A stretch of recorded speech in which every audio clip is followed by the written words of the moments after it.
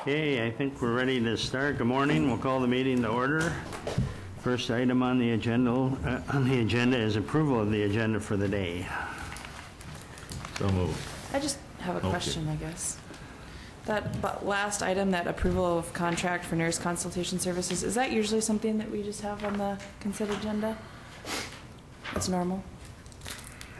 Yeah, I think most of these If it is, okay, contracts that's are, fine. so. Then I have no issue.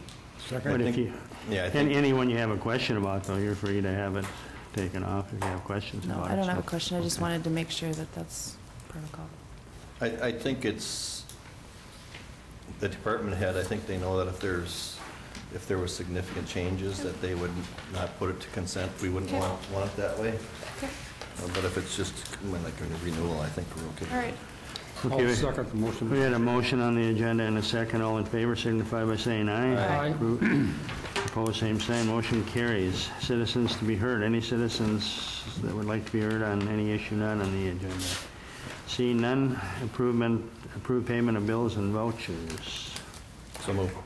Second. Motion and a second. All in favor signify by saying aye. Aye. Aye. Opposed, same sign. Motion carries. First item, 2015 Minnesota Counties Intergovernmental Trust Member Report. Jane Henniger. Good morning, Jane.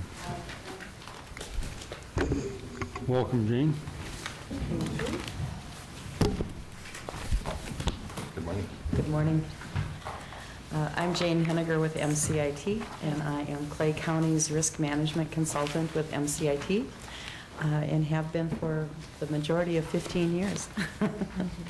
So I feel kind of at home whenever I come here. This is our 2015 report to the county boards. In 2014, historically we did these annually, but in 2014, the MCIT board opted not to have us do the member report and instead have us meet with each of the 81 member counties and review property coverage. We had kind of a rash of claims, property claims, in which something wasn't covered because it wasn't on the schedule. So we met with department heads across the state, and it was really a good thing. I don't think we had a single county that didn't make at least one change to their property schedule. So now what we'll be doing going forward is doing the report to the county board every other year. And the odd years then we'll meet again with county staff to review topics of interest. So as I think everyone knows, MCIT is not an insurance company. What we are is a joint powers entity. Again, 81 of Minnesota's 87 counties participate. Can't name the 81 that do, but I can name the 6 that don't. They're Hennepin, Anoka, Dakota, Ramsey, Olmsted, and St. Louis. They have their own. Right. So back in the late 1970s, the counties came together when they found it difficult, if not impossible, to get workers' compensation coverage. And you formed your own self-funded pool. The original intent was just to pay claims, to pay work comp claims. You expanded that, added property and liability, auto. And then last you added a risk management piece to it, because just paying claims wasn't enough. You wanted help in reducing the cost of those claims and preventing them from happening. So some of the benefits of membership, coverage is tailored to meet your individual needs. The board is made up of your peers, their county commissioners, auditors, and coordinator or administrator. Investment income is shared, and we'll talk about that when we talk about dividends. Some notable coverage changes, and I apologize for the insurance industry in general because we come up with these either really long names for things or really kind of dumb names for things, like inland marine. Another one is garage keeper's liability coverage. You don't run a garage, obviously, but it's to cover vehicles that are in your care, custody, and control. For you, it would be probably confiscated vehicles if you're legally liable for the damage. County fairs, a lot of times, will store vehicles over the winter months in one of their buildings. But again, only if you're legally liable for the damage. That coverage was increased from $45,000 to $100,000. Volunteers qualify for premises medical payments. It's sort of a out-of-pocket medical expenses regardless of fault. By adding that coverage to the package, members no longer have to go outside of the trust to buy a volunteer accident policy. And then probably our big change was 2015, when a data compromise endorsement was added to the coverage. It provides up to $50,000 of coverage, and it's for expenses that the county would incur if the county had a data breach. It's things like legal counseling, technical, the cost to monitor credit reports and things like that. If you release data and it actually damaged me and it was your negligence, that's a liability claim, and those things have always been covered. So the endorsement adds coverage for the expenses that the county would incur if you had one of those kinds of losses. Another thing that we do is we monitor claims history, and at the bottom of the first page, we show claim frequency and claim severity. Frequency is the number of claims, and severity is the dollar amount or the cost of those claims. And it continues to be historically, auto is your single largest frequency. So odds are if you're involved in a claim, it's probably going to be an auto. Typically, those are low dollar amounts or low severity, though, because they're windshields, hitting deer, those kinds of things. How about airplanes hitting cars? You hear that very often? Yes, it only in Clay County. It kind of did a nice job of slicing it, too, didn't it? Good one, Kevin. Yeah, unusual. Property, we've had some property losses lately. We've had weather-related for a while, and then we've also had like 3 highway garages burn. Unusual kinds of things. General liability, slip, trip, and fall. Those are typically not frequent and not severe. Public employee liability, we used to call that public officials liability, but that sounded like it was only claims against the board.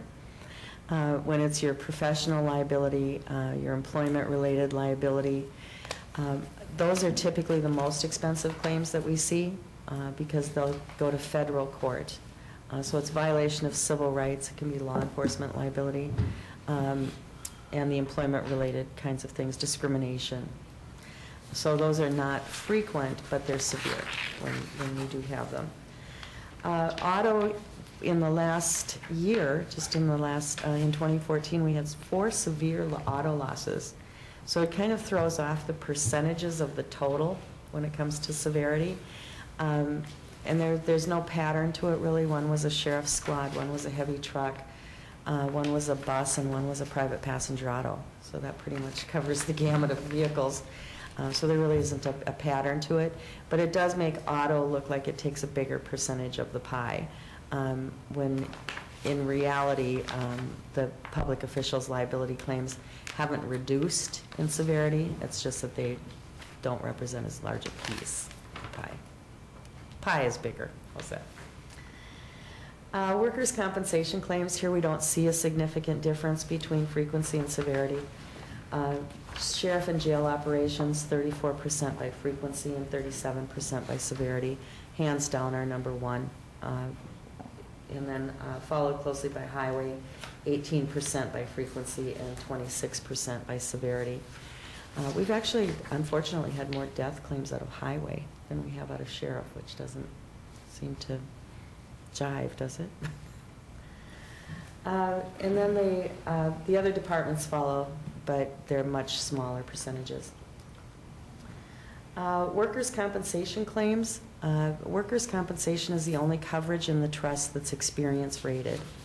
And what that means is that those that have claims pay more for their coverage than those that don't. On the property liability side, it'll affect your dividend if you have claims, but it doesn't affect your rates or what you pay the next year. Workers' compensation does, and this is another time when the insurance industry comes up with one of those long titles. It's your workers' compensation experience modification factor. So for each dollar of contribution or premium that we collect, the actuary expects to pay out a certain amount in losses. Those expected losses are based only on the history in the trust. So you're not being compared to contractors or even cities. It's just the experience of the trust. If your losses come in exactly as actuarially expected, you pay 100% of the base cost of coverage. If they come in higher than expected, you pay more than the base cost of coverage, and lower than expected, you pay less. They look at a 3-year time frame, so in 2015, they look at 11, 12, and 13. So if we look at your chart there, the base is what it would cost if you had a 1.0, or you came in exactly as expected. And yours has kind of an unusual history there. You go high, low, high, low, high, low. A little bit over, a little bit under, a little bit over, a little bit under. But in 2015, you came in quite a bit less than expected based on those 3 years of losses. So your experience mod was 0.84, and that resulted in paying $43,000 less for your workers' compensation coverage than the base cost. It's one of those ways I think that's kind of hidden. Most people don't see it, but it's a benefit in controlling losses and investing in your safety committee, investing in return to work programs. It results in savings for the taxpayer, but it's really not out there. Right. On the next page, we talk a little bit about rates, and rates look to the future.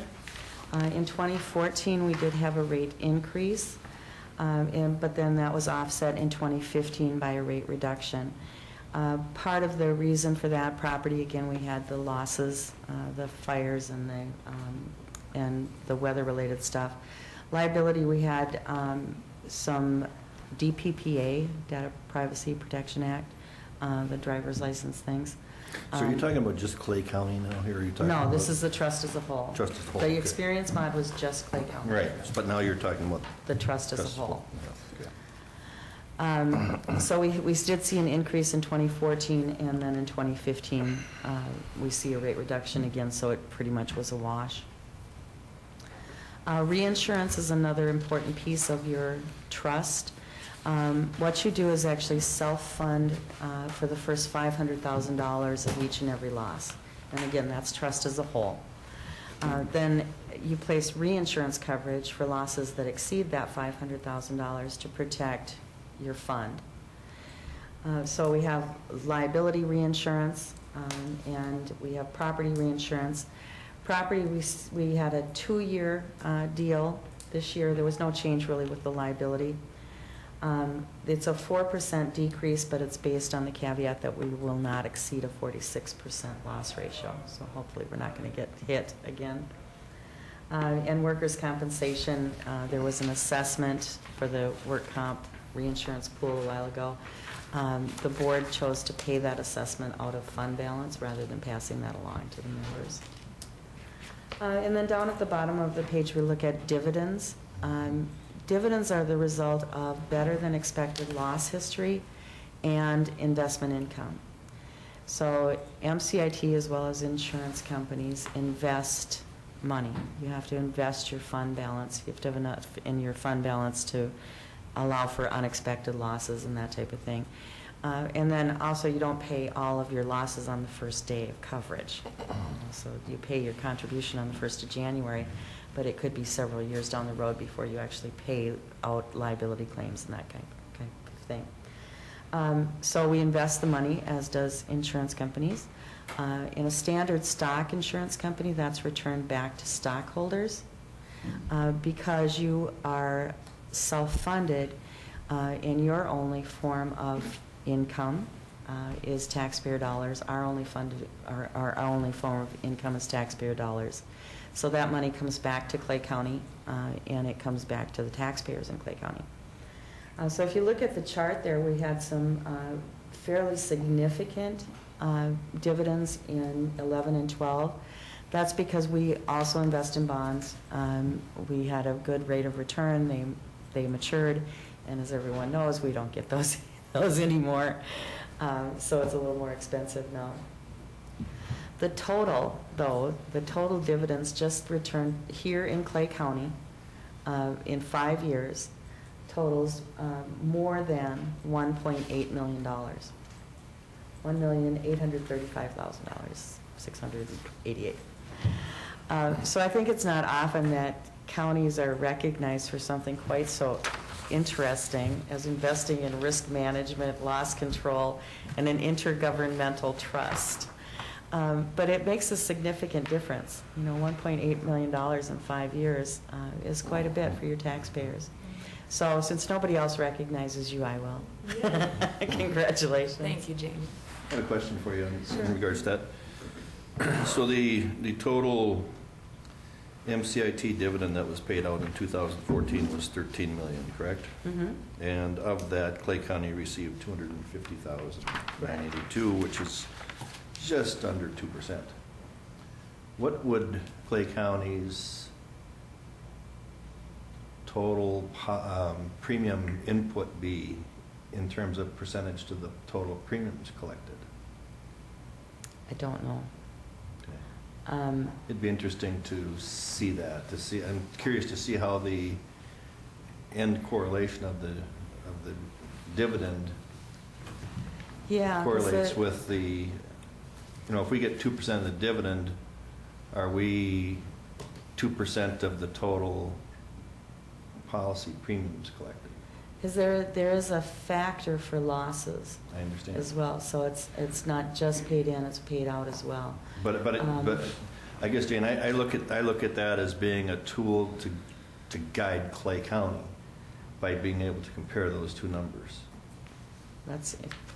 I've been asked for comparisons before, but not that one. Yeah. So I'll take a look at it, see if we can figure it out. You know, because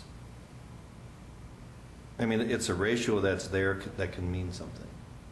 And it might point a flag to us that says, do we need to even work harder through our safety committee for workman's comp issues and so on and so forth.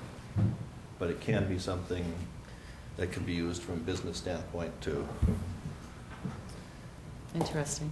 And we do encourage members to utilize at least part of that dividend return to reinvest in safety and loss prevention. And I can send in a request to MCIT for that. Sure. Okay. Then on the next page, the last piece that I mentioned is the risk management. So we help you to control or prevent losses and manage risk. Loss control, your representative is Deb Sletton, and she's based out of Clearwater County, so she's in the area. And your loss control consultant will work with you on your safety programs, your hazard identification, workplace OSHA standards, and she'll meet with your safety committee and that type of thing. And then as your risk management consultant, I work with you on, I can review contracts from a risk management perspective. As you're getting into various programs or entering into something new, or even evaluating something that you're currently doing, if you want to talk about the risks involved and how to manage those risks, I'm the person. And then same with coverage concerns, if you're concerned about whether something is covered. Defensive driver training, again, that's most frequent. Auto is the most frequent type of loss, and whenever there is frequency, there is severity eventually. Plus, we've had the 4 significant losses. So we offer driver's training, defensive driver training.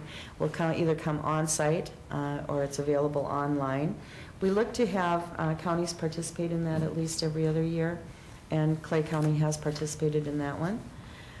Patrol is peace officer accredited training online. It's a very cost-effective way for law enforcement to get their post credits or their continuing education credits. Again, it's an online program, so you don't have to send them off to get for school and all of that kind of thing. Do our sheriff's department use that? No, you do not. We would encourage you to take a look at it, though. We work in conjunction with the League of Minnesota Cities Trust, the Police Association, Sheriff's Association, and I believe the County Attorneys Association as well, in putting those things together. The Employee Assistance Program, we look at the Employee Assistance Program as a risk management tool rather than just a health insurance tool. There's a direct correlation between employee personal issues and either auto accidents or injuries on the job. Although I'm sure everybody gets along well at home, should you ever have an argument at home, you realize that when you get in your car, you're kind of distracted. Well, the same carries forward to your job. The Employee Assistance Program provides up to 4 free counseling sessions for employees and their family members. We look for about a 4% participation rate, and here you're at 4.9, so you're right on the money, which means that you're doing a good job of getting the information out to your staff that this is available for them. Resilience training, you did participate in that in September in 2014. And that has been a really well-received program. It's offered through the EAP. They come on site, or came on site, and talk to staff and supervisors about dealing with stress in the job. Some additional resources, we're going to continue to do our training, statewide training out of St. Cloud. We're doing human resources, a couple of those, and then we do have a new land use session coming up in September, later in the year. We were doing regional training where we went around the state and did like 8 locations. We're not going to do that this year. In lieu of that, we will offer a full day of on-site training. And I do have a packet with me that gives a list of the things that we train on, everything from data practices to performance management to volunteers and auto and whole lot of topics. And we'll come on site for up to a full day of training. Then down at the bottom of the page, we talk about some ways that members can, some things that members can do to reduce costs. And that concludes the report. So on behalf of the MCIT Board of Directors and your MCIT service team, I'd like to extend our thanks to Clay County for your continued participation. Thank you, Jane. Thank you. Any questions for Jane? We're going to let you off easy, it looks like. Wow, So, that doesn't happen here very often. yeah. Have a safe trip back. Yeah. Thank Thanks, you. Jane. Stopping in Appreciate it. Otter Tail. Okay. On the way. All right. All right. Thank you. Thank you. Thanks. Okay, Technology Services and Information Services Departmental Updates. Tim and Mark, good morning. Morning. Good morning. My name's Mark Sloan. I'm the Director of Information Services here at Clay County, and I've been here 18 years. Yay. I am Tim Dent. I am the Technology Services Director for Clay County, and I've been here over 25 years. That's great.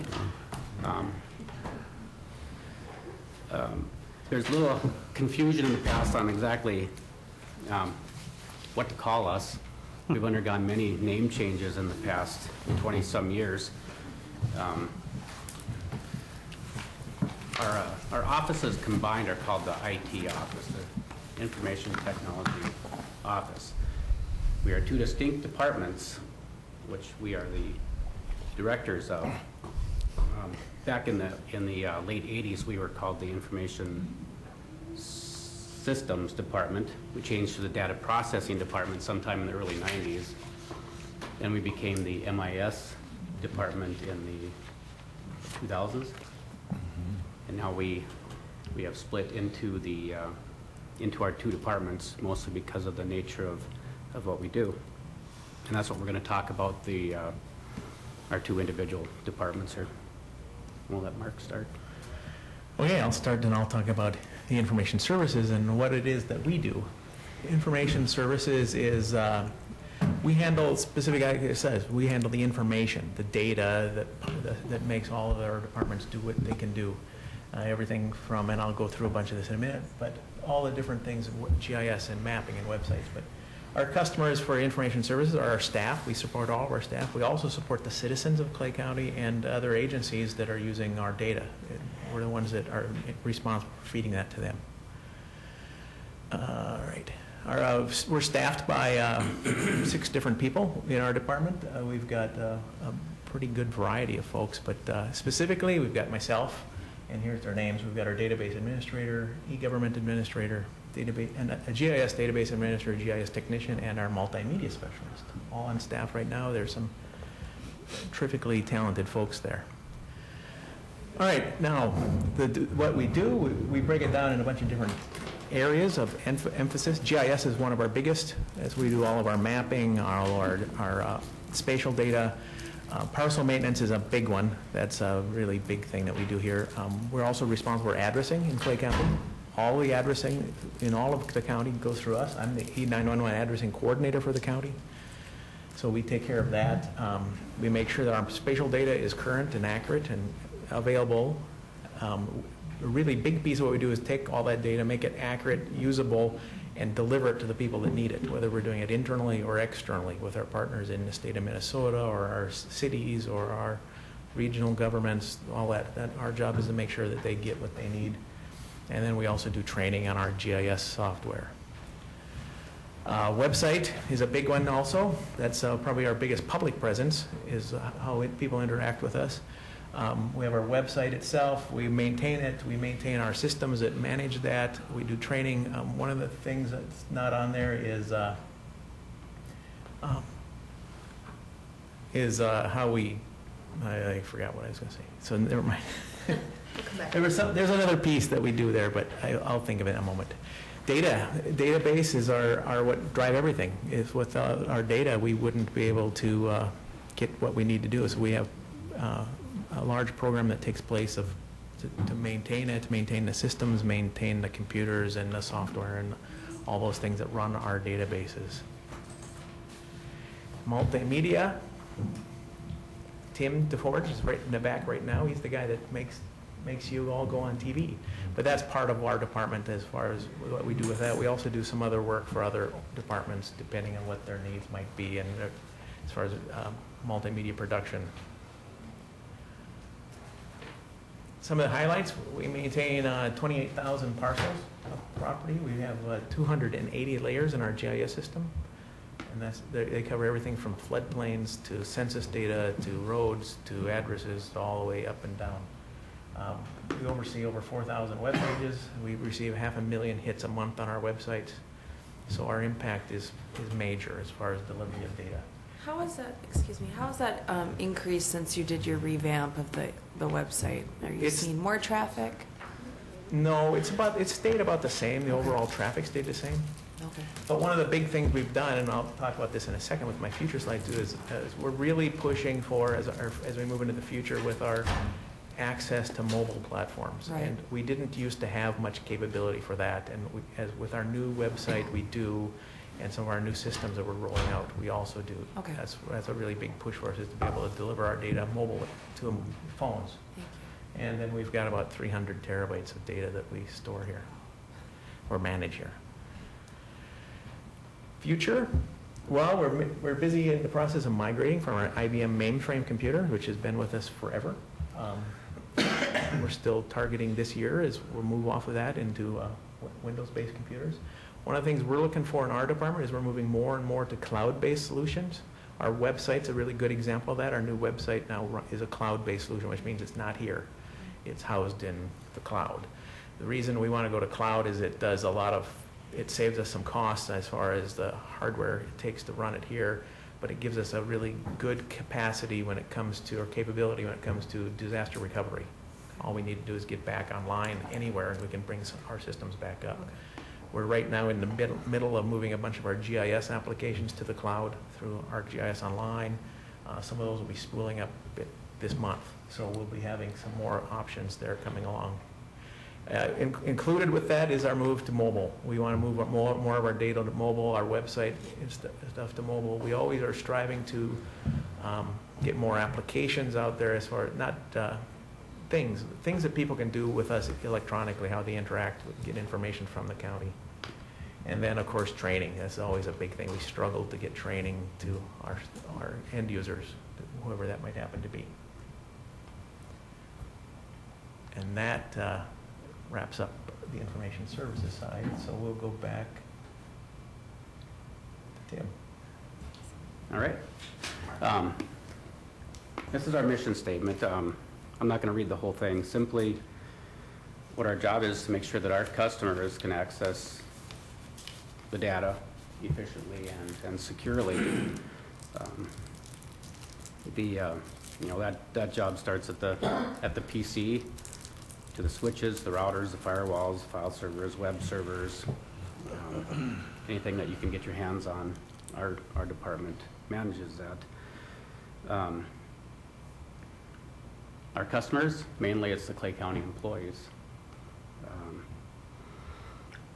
And I also mentioned the area police departments that are our folks support the Barnesville and Holly, their police departments, for their New World applications and their mobiles and things like that. So,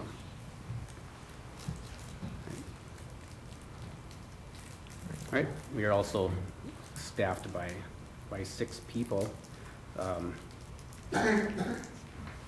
Myself, the technology director, and we have 2 systems administrators and 3 IT support specialists. Our systems administrators, Rory and Chad, those 2 individuals are responsible for all the networking infrastructure, all the wiring, the switches, the routers, firewalls, storage systems, backup recovery, web servers, the virtual environment. Let's see. And one of the big things, the new things that they've taken over recently is the CaseWorks project, which we've been here talking about that before with the social services financial units. We're now up to 11 counties that we host and support, and it's been doing a really good job of that. These 2 folks are amazing in what they do. They each have their different strengths in different areas, but you get them together, and I don't think there's anything they can't accomplish together. Okay, on the other side, we got our IT support specialists. That includes our help desk. We got they take care of the phone support, the help desk ticketing, inventory management, the video conferencing centers that we manage, setting up all the desktop hardware and peripheral devices, and they maintain all that.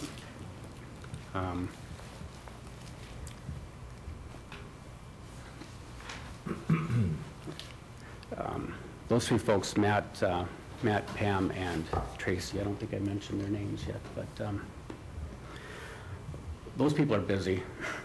I mean, they get here in the morning every day, and they're just blasted all day long. You know, the phone starts ringing, taking care of the help desk tickets. And those are some busy folks. And when they're not doing the desktop support, they have a million other things they need to do, setting up the PC, setting up the laptops, bringing these out to the people. The law enforcement, we have a constant traffic of the law enforcement people bringing in their mobiles for updates and fixing and replacing, and these guys just do an absolute amazing job at what they do, keeping things running. Last year we had over 2,000 help desk tickets. And that's just our online ticketing system. That doesn't include the number of phone calls that these guys field on a daily basis. They support over 700 users, over 500 PCs, 765 telephones, manage the main data center that's up here on this floor, 14 other data closets in 7 locations, and 15 plus physical servers and 4 large virtual hosts running over 90 virtual servers. Those virtual servers are all the servers that run our tax systems, our payroll systems, the GIS systems, SQL, all of our database servers are in there, and like Mark said, there's over 300 terabytes of data, and it's a very large job to manage that much data, secure it, back it up, restore it when needed, and the folks do a great job of doing that. Yeah, some of the future things we have coming up, we are in the middle of upgrading all the wireless networking in the courthouse. We finished the Family Service Center last year, and we're working on the wireless in the law enforcement center and the juvenile centers. We have a large project with our core networking switches in the data center, and we're going to start that hopefully this year, and it'll probably take us into next year to do that project. Some of these, the Family Service Center desktop wiring project is probably a capital project that we might have coming up in the next 5 years. The data cabling in the Family Service Center is over 20 years old now, and it's aging, and it'll need to be upgraded at some point. Some of it's new when new departments have come in. So parts of it are new, but a good portion of it needs to be replaced. And then a fiber optic campus upgrade at some point.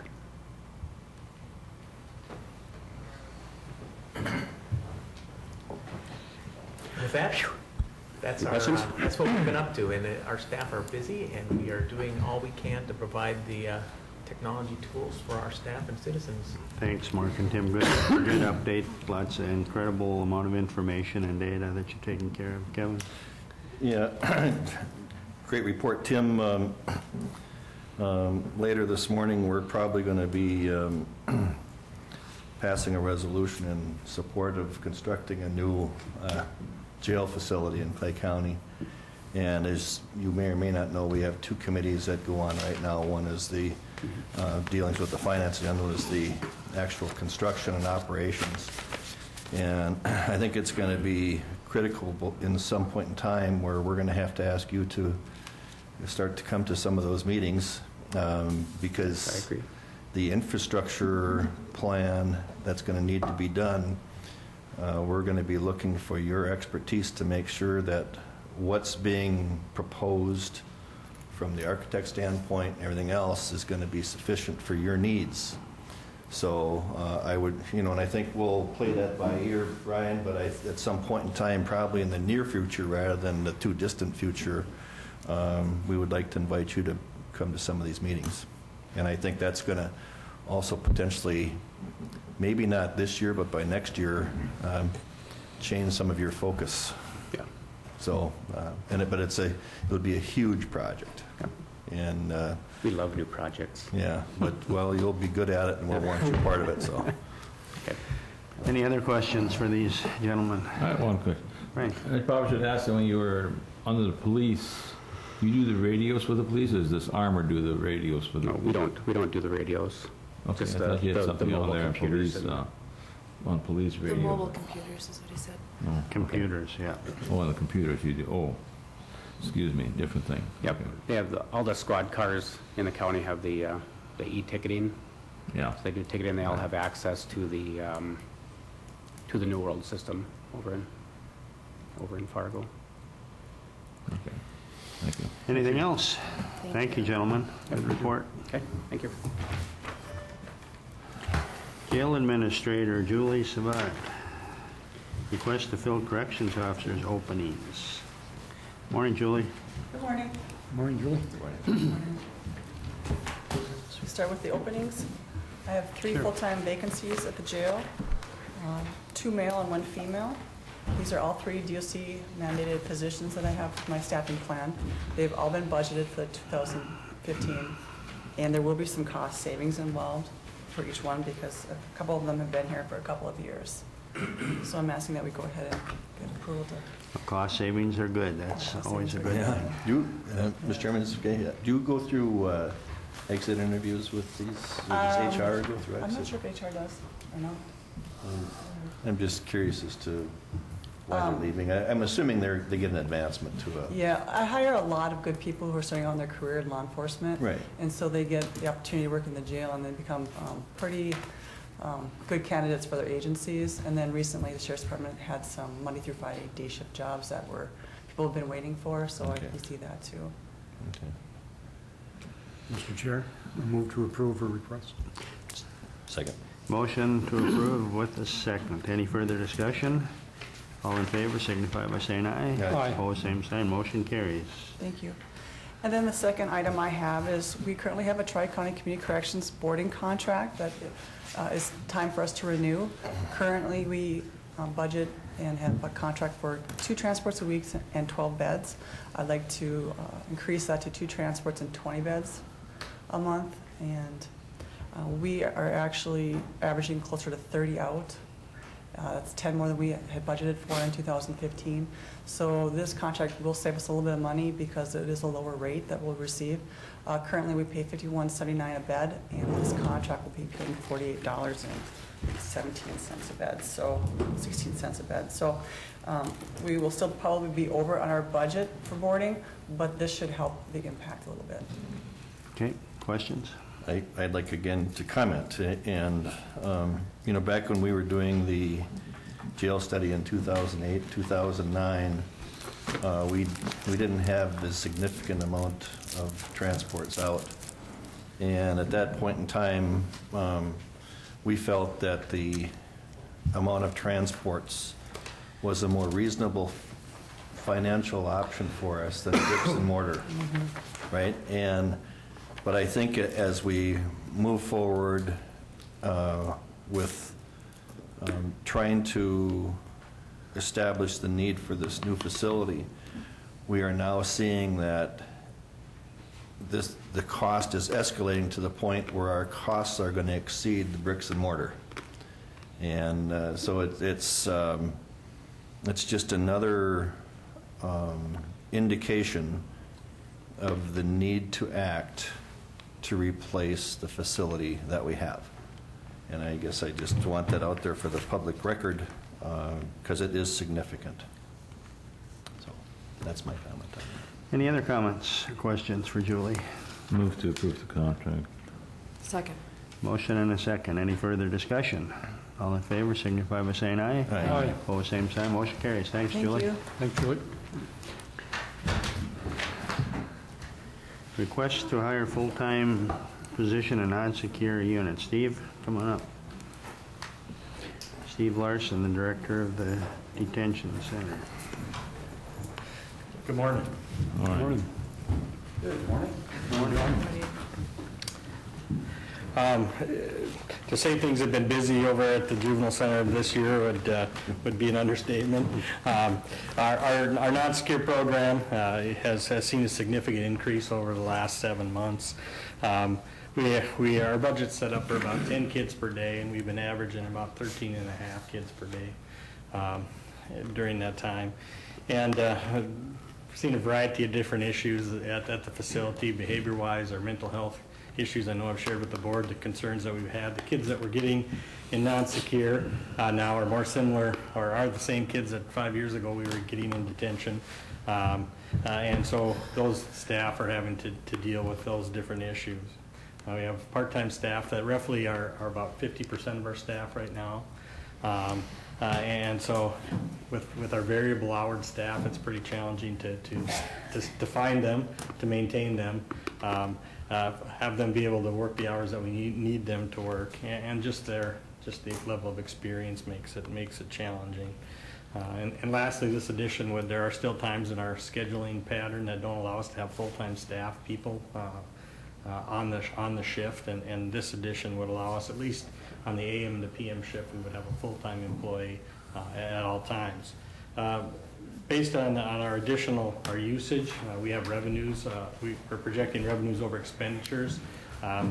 For hiring this person June 1st, would roughly cost the program $33,575.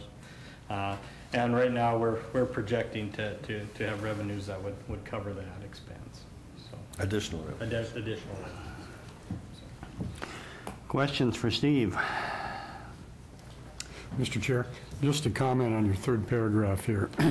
The level of care needed for youth that we are seeing within the facility has increased greatly, and increased mental health issues and violent behavior have become more prevalent, and you go on to add some more things there.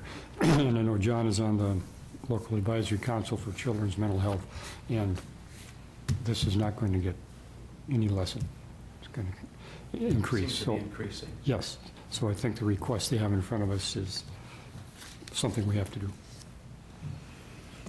Other comments, Kevin? You have Well, something? Mr. Chairman, we did meet as a PIC committee meeting this morning, and we agree, Wayne, with what you just said, that we see this as probably continuing to rise as opposed to anything else.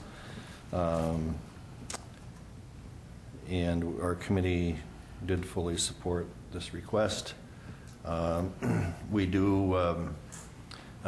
it in a way that also comfort us a little bit for the fact that not only because this is a brand new position, but they also bring with it the ability to have new revenues generated to help offset that. So it will not cause a significant impact, harmful impact to our 2015 budget. And so with that, our committee did propose to approve. So Board's wishes? I would move that we move forward with the request of the additional hire. I'll second, Mr. Chair. Motion and a second. Any further discussion? Hearing none, all in favor signify by saying aye. Aye. Opposed, same sign. Motion carries. Thank you, gentlemen. Thank you guys very much. Compliance Committee report. County Recorder Diane Streifel. Geez, we got a lot of different things today. Yeah, Kevin, that's only going to get. Morning, Diane. Morning. Morning, man. I am going to just do a little bit of the history, because you all have the memos, but just for the public. In 2005, the state legislators raised our real estate recording fees from $19.50 to $46. That extra money was to be used for two funds, a technology equipment fund and a fund called compliance. We were only to use the compliance fund if we had our documents recorded and returned to the individuals or the companies within the timely manner that the state had set forth. So the recording increase came about because the metropolitan counties were way behind in their recordings, like almost a year, some of them. So we benefited from that. The breakdown of the $46 is $10.50 goes to the state, $10 goes into our equipment fund, $11 goes into the compliance fund, and $14.50 goes into our county general fund. Our recorder's office has been 100% compliant since 2005, and the last couple of years we have been 100% compliant. So we're pretty pleased about that. Well, we are too. Thank you. The time frame is 10 business days to complete our process, to record them and do our scanning, indexing, verifying that we have to do and get them back to the person that submitted them, and 5 days for electronic recording. So with that, I'll just kind of go over to the committee report. We have a committee that is made up of the recorder's office, the assessor's office, the auditor's office, one county commissioner, MIS, GIS, planning and zoning. I think I've gotten everybody. And we met last Tuesday, went over the compliance that we had, and the recommendations were that we were going to have expenditures of a little bit less, only $80,000, because of the amount of monies that have not been coming in. Unfortunately, we were $23,000 under what was estimated in one of the years. So we need to get the balance back up. And that's pretty much for the compliance fund. The equipment fund is pretty much the same thing. There's like $32,000 in the equipment fund. I want to keep some in there because we are going to be purchasing a scanner. We pay for all of our equipment in the recorder's office. So our PCs are getting older, and we need to have that equipment. The good thing is we have our contract with the company that helps us with all of our recording, the software company. We are in a contract until 2019, but we still have to pay maintenance costs and all that other stuff for them. So that's why I wanted to keep a little bit of a balance so that we can pay for our own equipment when we need it. So that's about it. So any questions? Diane, did you, I think you mentioned you're seeing more activity now this year than last, so you We're think starting this to- may start to increase again? Yeah, I base my, the amount of collection on January through March. April is up. April, May, June can be up, but we don't know what, Right. just depends upon the building.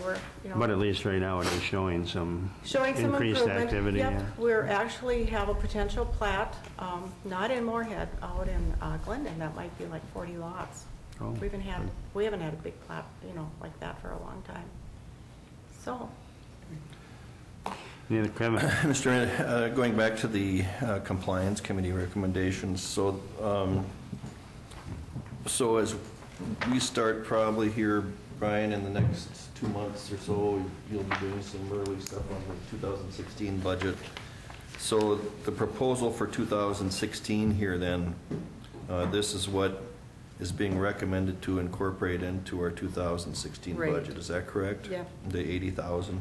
and one of the expenditures won't happen again, that 57,750, that's a one-time, that's for the CAMA. So you take that. Oh, from 15? Yeah, for Okay. 15. So. Okay, so that helps. Yeah, yeah, Because otherwise it would look like it's a pretty significant Right. drop. yeah. Okay, So it's, okay. But we won't have that expense. Exactly. Okay. A couple of the things that wouldn't be picked up in 2016 would be the assessor's maintenance fees that would have to go on their budget. Are there other areas of items that would qualify that we just elect not to put funds to? Because Well- you're somewhat restricted as to what we can Right, use those exactly. funds for. When I looked at last year, we got that virtual backup. Mhm. With the equipment fund, I'm trying to pay that back. Okay.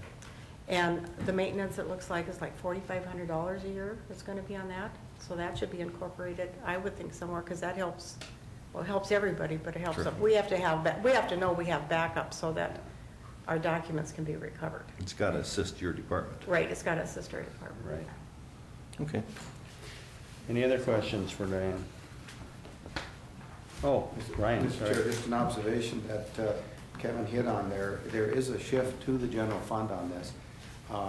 And I say shift because the equipment fund or the fee that the recorder collects can only collect so much, and that is being reduced, so that will require more general fund dollars coming if the funding of those other functions are to stay where they're at. It'll be about a $65,000 shift. So you're right in your observation that, yes, budgets are coming along, and there will have to be some considerations given there. But on a high note, I would like to report that since 2005 to 2014, we've collected $1.3 million, a little over that. And of course, about $1.3 million has gone out. That's just the compliance fund. In the equipment fund, we collected $1.2 million, a little over that. So we have done a fair amount of. Significant amount of funds have come in through this for to the help, recording. to help because, our, yeah, what we we're don't doing. operate unless the public. Absolutely. So, Thanks, Dave. thank Okay. you. Nice job. Thanks. Thank you, Dan. Okay, Family Service Elevator Project update. Georgia. Good morning, Georgia. Morning. Okay, the elevator project is well on its way, and actually we're getting fairly close to completing. The one car, the east car, has already been completed and is up and running. We switched it over last week and it went well.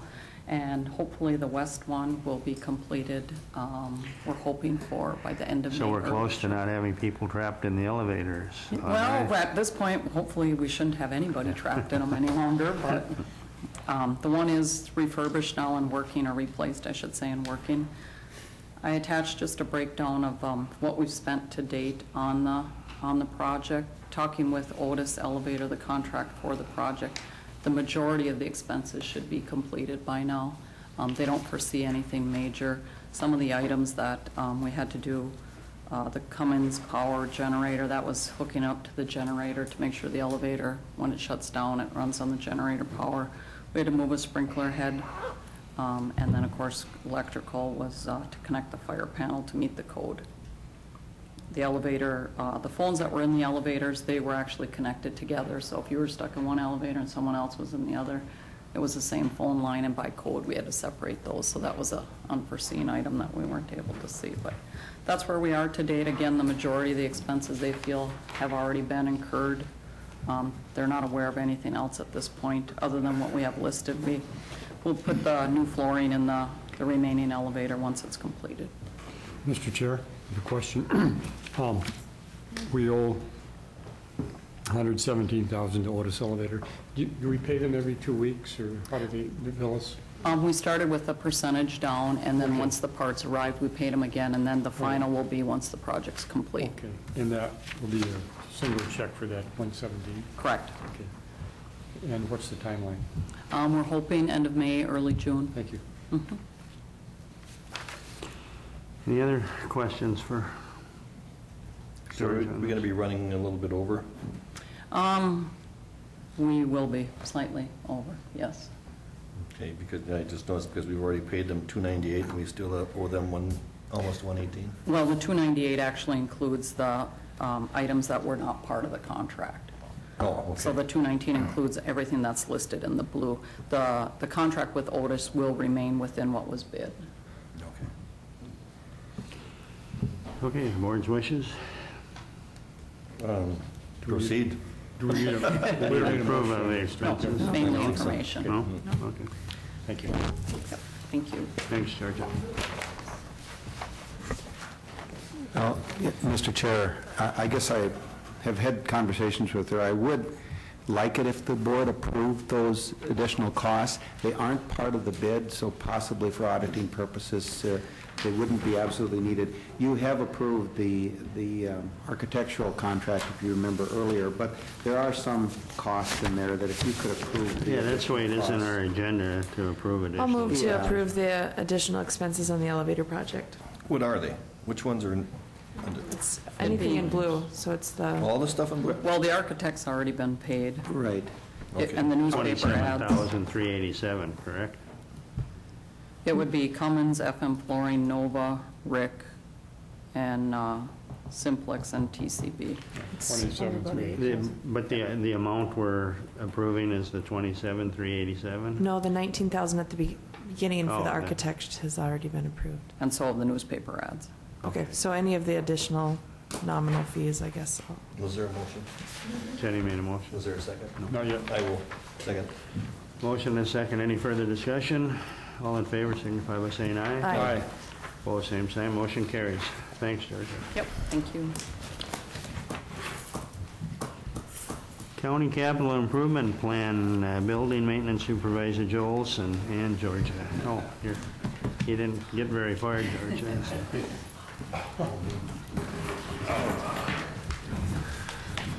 Good morning. Okay. In your packet, you received a copy of the capital improvement plan that we put together. Let me get it straight here quick. I'll just quickly go over kind of the layout and everything, and then we'll maybe have a discussion about it. How I put this together, I think you guys have, some of you have seen this before. I put it together for the years of 2015 through 2029, and I broke that up into 3 different priorities. Priority 1, Priority 2, and Priority 3. Priority 1 is the 1 to 3. Priority 2 is the 3 to 5, and Priority 3 is the 5 to 10 years.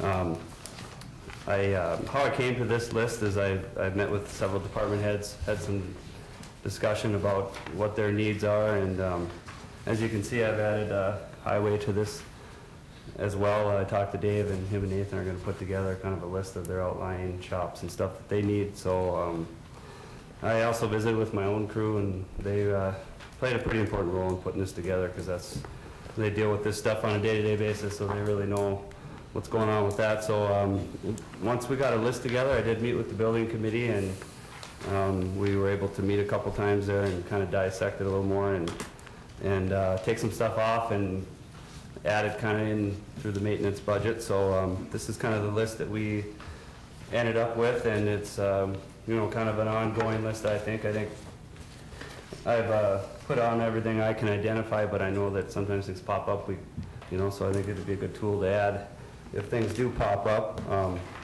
Second sheet I added in there was a priority 1 sheet, so what I did is I broke down, I gave you a breakdown of cost of priority 1. Obviously, if I have to do these projects, I'll come with multiple quotes and or RFPs if necessary. So, but I thought it would be good to break down that first priority, since that'll be the projects we could be potentially looking at.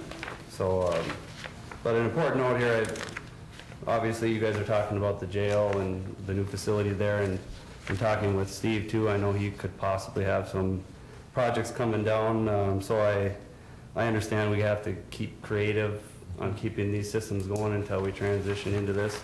I did add, there's a few priority 1s in here that are part of the jail and the juvenile center, so and that are pretty critical, but again, that's where we need to get creative and talk about what we don't put in and do put in at this point. So that 4th page, I gave you just a little description. I can break it down as much as you want, but I thought I'd just give it to you so you can understand each, just a little bit history of each one. But that's basically it. Do you have any questions or of me with this whole thing? Kevin looks like he's got. I figured you would. I have lots. Yes. I always have lots of questions. That's my middle name. Yeah, okay. Questionable? Question. Oh, okay. So, when we asked you to do this, and I'm glad that you did it, I'm glad you did your priorities. But from our standpoint, we established a capital improvement plan a while back, which also then allowed us to go through a bonding process to escalate some of these projects and to get them done in a reasonable amount of time. And I think the last bond amount was how much, Brian? Was it $2.3 million. $2.3 million. I think that is going to be paid when? 18. In 2018, which isn't all that far away. But I noticed in here that we have a couple of significant, the jail issue, you got to understand, we're going to look at that as being completely separate. Yeah, that'll take care of some of these big priorities. Yeah. Once you get into that. Yeah, but so when it comes to the jail issues that you're concerned about in the 1 to 3 years, are you saying that there's some of those things that just cannot wait, that we need to do those regardless, just because of the time frame that it's going to take to start shoveling a new jail? Well, the 2 items that are under there are the cooling tower and the fire alarm panel. The cooling tower is pretty much rotten, but we have an idea to put some tin on it and just keep it functioning. I mean, it's a huge Band-Aid, but that's... So the duct tape routine. Duct tape routine until we get to, and once we start getting through this process of knowing the plans and everything, we can do a little bit more with that. But yeah, it's a duct tape routine. The fire alarm panel, it's extremely old. It's the oldest one on this. It's functioning, and at this point, I put it in there just because if it does go down, it's tough to replace. So right now, I hope that one can keep continuing to go. So if we were to do the fire alarm panel, could we incorporate that so that it could be reused? In a new facility? Yes. With the current one right now? Yeah. No. No, but I mean, but if we're going to upgrade it or do something to it, we could. I think we'd have to consider is exactly what we're going to do with that current building right now. I know there's talk which way you're going to go with it. Right. And so I would actually want to obviously know if it's the building staying or not, or what you're doing with it, because if it's offices or whatever, you got to remodel it, put the smokes in each office and everything. So it's almost to that point where we need to wait and see exactly what's going on with that one. I think what you want to know, Kevin, is can we look at buying some, if we have to buy this, can we buy it so it would be able to be incorporated? Yeah, that's what I meant. What I can do is I can get a hold of Simplex, see if we can get a panel, because that would be what would go down, is just the panel itself.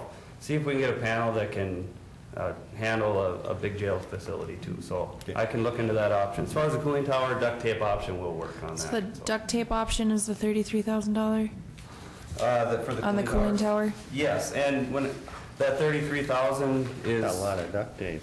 Yeah, Yeah. I think you can buy it cheaper at Max, can't you? I don't work there anymore. I know. That's kind of, that 33,000 is kind of an idea of what it would Okay. cost if we were to replace it right now on that building. Okay, so the pending jail project quotation is just what it will, that is assuming the jail project goes through. It's Yeah. getting us until that jail project Yeah, is finished. yeah, it's more of a note because obviously we got different Right, options. right. That we're gonna be doing if we do this, so, Well, we appreciate you looking at that way. I mean, Yeah. we just would hate to spend a lot of money Oh, yeah. and then have to, yeah. Yeah, and Well, that's what would why- a cooling tower cost to replace that if we weren't gonna? 33,000 for a cooling tower, yeah. And that 33,000 then would be as good as the old facility stays in place. Yeah, it's good, yeah. If we're gonna put something new in, then we need to know the size, you know, Right. load calc and everything. All right. So, will you clarify that for a second? Yeah, the cooling tower, the 30-some thousand, is that for a new one, or is that to? That's that's an option if you were to put a brand new cooling tower Oh, and fix it okay. as is. I thought that, No, that's my not the duct question, tape option. okay. Oh, okay. The So- duct tape option is us, our maintenance guys, putting some tin metal on and Oh, okay. keeping it That's- running for you guys. that clarifies Yes, that. and I put it more in there for a reference to you Okay. guys that, I think we need to be clear when we say duct tape options and we do those things, we still want them to be done in a safe manner. Right. That's, you know, and we're not just gonna try to do things that are gonna, absolutely, yeah. It's more of a keep it running, keep it safe. yeah. But I we mean, know we have to transition in a It's couple the years. handyman that's in you, Joe. Yeah, there you go. Mr. Chair.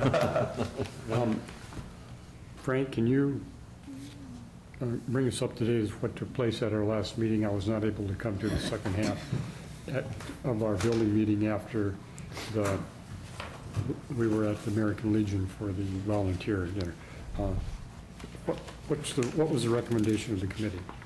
Do you recall? Well, at first they had a few more projects in there. I think they Yep. totaled close to $150,000, Yep. $180,000, and then we told them that some of those are just general maintenance that should be put into the family service center. That's just, I mean, some of the stuff that was supposed to be done, that they had in there as priority one projects, you know. We thought they just came up under general maintenance, you know, and then in the afternoon, they came back and had moved them into general maintenance, and then what we ended up with was just, Is this then pretty much in front of us today what yeah. went through Well, committee? after they had moved them over, you know, then we didn't take quite as much out of the Are any of these, if I may, Fund 19. are any of these safety issues that have to be done right away? By Yeah, I recommendation? was, after the discussion, there's one course of action that I'd like to take. We do have, if you look at the courthouse, it's called the Tower Pipe Project. Yep. That's basically the heart of our HVAC. All the pipes are rotten and they're really causing trouble. I'd like to start looking at that project this summer. And obviously, we have to have, my idea was to put this plan together and then have discussions about budgeting and how we pay for things. So this was going to be the first step, and then But this, if I may, this pretty much has to be done in your it opinion. does have to be. Okay. In my opinion, Thank you. this is a very critical one. All right. And given that it's the courthouse, nothing's going to derail it as far as big projects. It's going to be there a long time. Okay. I would say that's a priority. And I would come as a separate board meeting to you guys with votes and everything about that later on, probably within the next 6 weeks, so. and also the other two critical projects you have for the Family Service Center are, The tower and the software. no, the collapsed sump pump pipe and the stairwell alert. Yes. So out of all these projects, those three are the most critical. Yes, they are. The collapsed sump pump pipe, I'm currently working with the city right now, so I don't want to say we got to go ahead and fix that now, because the city could be at cost for some of this, so I'm currently working with that, and I'll have more of the story for that. As far as the stairwell alert system, yeah, that's a code issue Okay. that we do need to have that. That's for wheelchair assistance in the Family Service Center, and it's something that has to be put in there too. So right now, the courthouse tower pipe project is extremely critical, and that down in the Family Service Center, the stairwell alert system are the two that I would probably talk to you about first on that one. When you look at the power plant, you see chiller software there. That's an extremely critical one too, but that's a jail transition piece as well, just because we've got to decide if we're connected into the power plant or not. And I do have a backup plan for that, but that's a software system I maybe could get by for another year the board fried, but it's, that is very critical too, but I'd like to know what we're doing. We'll figure out what we're doing with the jail first and then tackle that issue, so. Jen? I think my only issue with some of these projects are I hate to spend money that we're going to end up Yep. building a new jail anyway. So if it means that maybe we have to push some of these pending jail projects down and move a couple up so that when we, I mean, I'm not on that committee, but just looking at it, it seems though that would maybe be the wisest choice to spend the money. Yep. Kevin? Yeah, and going through this, and quite frankly, from a capital improvement standpoint, I look at significantly major things we as a county need to do, and I don't see anything on here, and it's no fault to you, and I know that you've been talking to Dave, but for example, the proposal, Frank, that we're working on in the Highway Tracking Committee meeting about a potential new facility for out in the eastern part of the county. That should be in here. The net cost to the county for a new station that we're talking about. The amount of work for the, we just passed an authorization not too long ago to hire an architect to work with the regional juvenile center on making significant changes to that facility. That should be in here. Now, this morning, we talked just very briefly about the additional needs of not only the secure portion of the regional facility, but also for the non-secure, about additional needs that could be done there. So I think we need to expand this. I think this is a good first go-around. And then there could be some talk, and if we want to be thinking outside the box here, maybe we should be talking with Kirk at Solid Waste and see about the projects that we have going on that we're going to be possibly jointly sharing with the MRF and with the our household hazardous waste, which is really another issue of ours. And then Moorhead's got its transfer station. We're trying to get all three of those things compared. Now, keep in mind that we do understand that those projects are typically an enterprise zone projects, and they're covered by fees and those types of things. But, Brian, between all of us, I think we need to incorporate all of those things of what we want to do, and to see how we can best take advantage of a bonding process to do it. The last time we did this bonding project for the capital improvement projects, some of these guys weren't here when we established that, but what it allowed us to do is it allowed us to put in all the new windows in the family service and do many things in an escalated fashion to ultimately save us in the long run. And that's what we should be looking for and planning for in our capital improvement.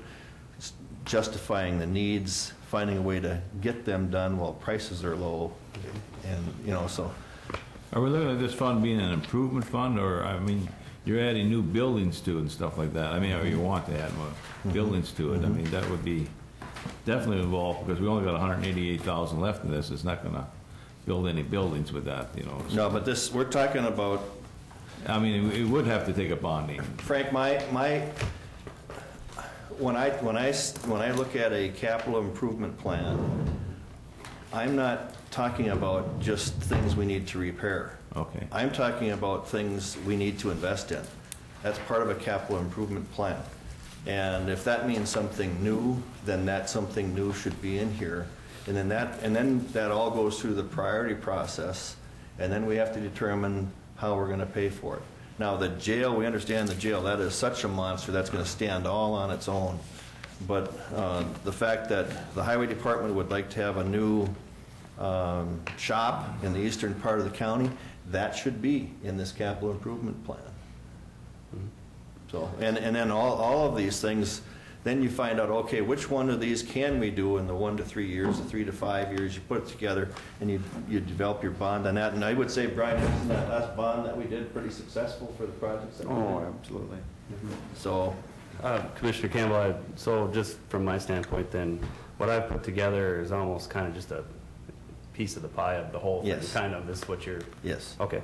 Yeah, I think you've done what you were asked to do. Okay. You've done what you're asked to do, and to go around our campus and say, okay, what needs to be done here so that we don't fall apart at seams? Yep. And then what would we like to do down the road? But what we're also saying is the next step will be to incorporate newer, expanding things that we need to do as a county moving So forward. rather than approve this, you want Brian to work on I a larger don't- picture? I don't think we're in anywhere, shape, or form ready to approve it. Right. So, Brian, go ahead. Well, thank you, Mr. Chair. And been sitting here thinking about this, and my conscience was thinking about it as well here, to my right, which passed me a pretty important note, and I think this is something that we spent a lot of time on this. And I think what Commissioner Campbell is discussing, the campus improvement versus a capital improvement. And, he's right in looking at the capital improvement as well, but the jail is 25 million, and if you throw in the law enforcement center, you're looking at 35 million. And then you're looking at if you're looking at the solid waste, you're looking at another 12 to 14 million dollars. Highway is feasible. That's maybe $500,000 to $750,000, but that'll be progressive. So I think what we'd asked Joe to do here, and what the idea was, to look at the major fix-it projects, like the remaining parking lots in front to the east side of the Family Service Center and the parking lot in front of the courthouse, and look at the boilers and things along those lines from the campus improvement process versus the capital. So I think what Commissioner Campbell is saying is very valid, and we need to incorporate that into the overall picture. But I do think it's campus improvement and capital improvement is a good way to define it. Maybe we need two separate.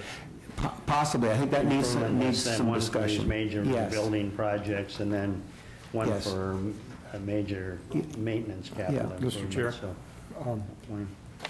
what you have in front of us today, you want action, about these three, any action today on these three items, or is this? Sure, I don't think there's any action that requires on it. This was just a first draft, like he said, to bring before the board Okay. to see where we want to go. This has been before the So committee. there's no action then required today on, you mentioned the one item, tower pipe project. You're talking 6 weeks of getting quotes back to us and that. Yep. Any concern regarding those 6 weeks?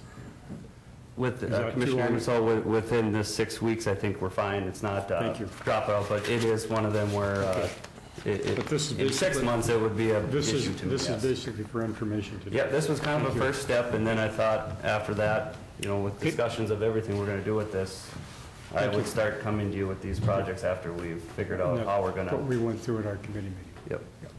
I just have a question for Brian. Brian, the capital improvement plan is the one that ultimately all of our items have to be on to qualify for the bonds. Am I correct? Yes, you're correct.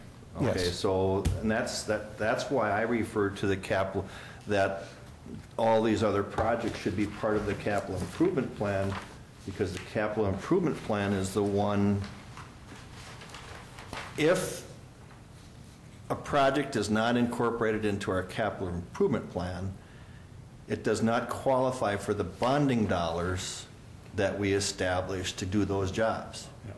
Yeah, it has to be done ahead of So time. that's why I say that we need to make sure that we talk about the highway facility that we're going to have in Hawley, that we at least talk about, are there any local county shared outside of solid waste own and enterprise fund that we need to do. There's some other projects that have come up, and I already mentioned the juvenile center and the. If I may, Kevin. Yeah. So if something isn't down in writing regarding the bonding, it has to be there before we would pass a bond. If it's not in the bonding issue, then probably couldn't do it. Well, and here's the one question that I would ask Brian to do some research on, because the other bond isn't going to be paid till 2019, as he just said. We don't want to sit and wait on a lot of these things till 2019. But the question being is, if we advance one or two of these projects, that might be significant. Prior to us actually establishing that bond, the fact that we still had those projects in the capital improvement plan, would the bond be able to pay back a early payment? You follow the question? Yes, I do. And Mr. Chair and Commissioner Campbell, I think what I've learned, and I can do some more research on that, but what we'd have to do is do a resolution of intent to what we're going to do and use that money for, and then pay that back, using it as a purpose. But if I may jump back to the last page of your the campus improvement plan as well, if you see there's a balance of $188,000, and that includes the $100,000 contribution in 2015. And what we were kind of doing is, and Commissioner Campbell's right, we could go ahead and maybe advance some of the major projects, but what we were looking at is continuously utilizing that $100,000 to improve some of the things that are of major importance. And then there's also a breakdown. We want to see that family service center function within its own income, because the bond is paid off on that now. So that is kind of broke off separately from this fund. The same with the juvenile center. The secure unit of that should function within its membership. The non-secure we would have to then take from this capital improvement plan. The same with the courthouse. So it does get to be a little more complicated in its funding mechanisms as well. And that's why we tried to look at what's critical first, second, and third year, so we can, and then keeping in mind that the parking lots are going to be major expenses, and then it goes back to what you're saying about maybe we have to advance some money on that, and we have to do that properly. What does Clay County budget right now for annual investment into the capital improvement plan? Is it $100,000? $100,000. So that $100,000 certainly could be used going forward right now with some of the things that Commissioner Ingersoll is asking about. What are the needs right now, and those could just be paid out of that. Where I'm talking about is more of the long-term capital needs portions that our $100,000 would never cover. No. You know, our $100,000 not going to buy this new highway facility out in Hawley or wherever it's going to be. But at the same point in time, getting prepared, we have to have all those projects listed by the time we're ready to go to a bond. And I'm repeating myself, so I'm going to be quiet now. So what I could do then is, if I do come to you with, like, let's say these first three projects, we could have a discussion about whether we pay it out of Fund 19 or not, and I would request this is the amount and to be taken out of Fund 19. If we decide to go that route, from my standpoint, I would come to you that way then. If Fund 19 is that $100,000, you could do that. Yes. Right. There's 188 in it right now. Yes. correct? Yep. But one thing, though, Mr. Chair, Yeah. the board will have to decide where the money for the elevator comes from. Because last year, when we went with the elevator, we said that decision will have to be made later, whether you take it out of general reserves Right. or Yes. out of this capital improvement fund.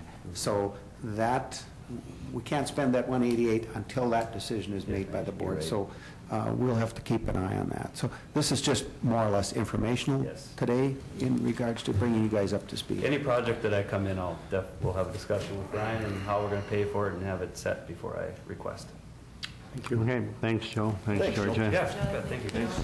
Burgess, thank you. Okay, take a 5-minute break, and we'll call the meeting back to order. The next item on our agenda is Social Services Director Rhonda Porter, proclamation and appreciation of Clay County Child Protection staff. Good morning. Good morning. I have Becky Peterson with me for the second item on the agenda. Good morning, Becky. Good morning. Financial workers for 23 years, so brought the expert. Okay, so the first item I have on the agenda is consideration of our proclamation for our child protection staff. The Association of Minnesota Counties passed a proclamation statewide for county social workers mid-April.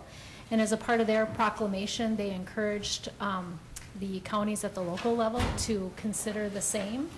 As you know, April is Child Abuse Prevention Month, so this is kind of in conjunction with that. And you also passed a proclamation this month for our child abuse prevention, kind of calling on our community members. So this is a real specific proclamation for staff. I'm not sure that we've done this before, but I think in light of all of the media attention about child protection in our state and some of the issues going on legislatively, and we came before you this month as well to talk about the increase in our numbers and out-of-home placements, it seems timely to consider this request. So that is the first item. And okay, I'll read the proclamation. Whereas April has been proclaimed National Child Abuse Prevention Month by the President of the United States of America, and whereas child protection is a core function of county government in Minnesota, and whereas Clay County takes the responsibility to safeguard vulnerable children with the utmost gravity, and whereas Clay County is committed to ensuring the safety of children in the community, and whereas Clay County recognizes the need to continuously improve and strengthen the child protection response system, and whereas the ability of Clay County to protect children at risk for abuse and neglect rests on the dedication and professionalism of our county child protection staff, and whereas Clay County child protection staff work under extreme stress because of their commitment to the children who need them. Now, therefore, we, the Clay County Board of Commissioners, hereby proclaim our gratitude and recognition of our Clay County child protection staff for their dedication and important work on behalf of our county's most vulnerable children. So moved, Mr. Chair. second. We have a motion and a second. All in favor signify by saying aye. Aye. Opposed, same sign. Motion carries. Okay, thank you. You're welcome.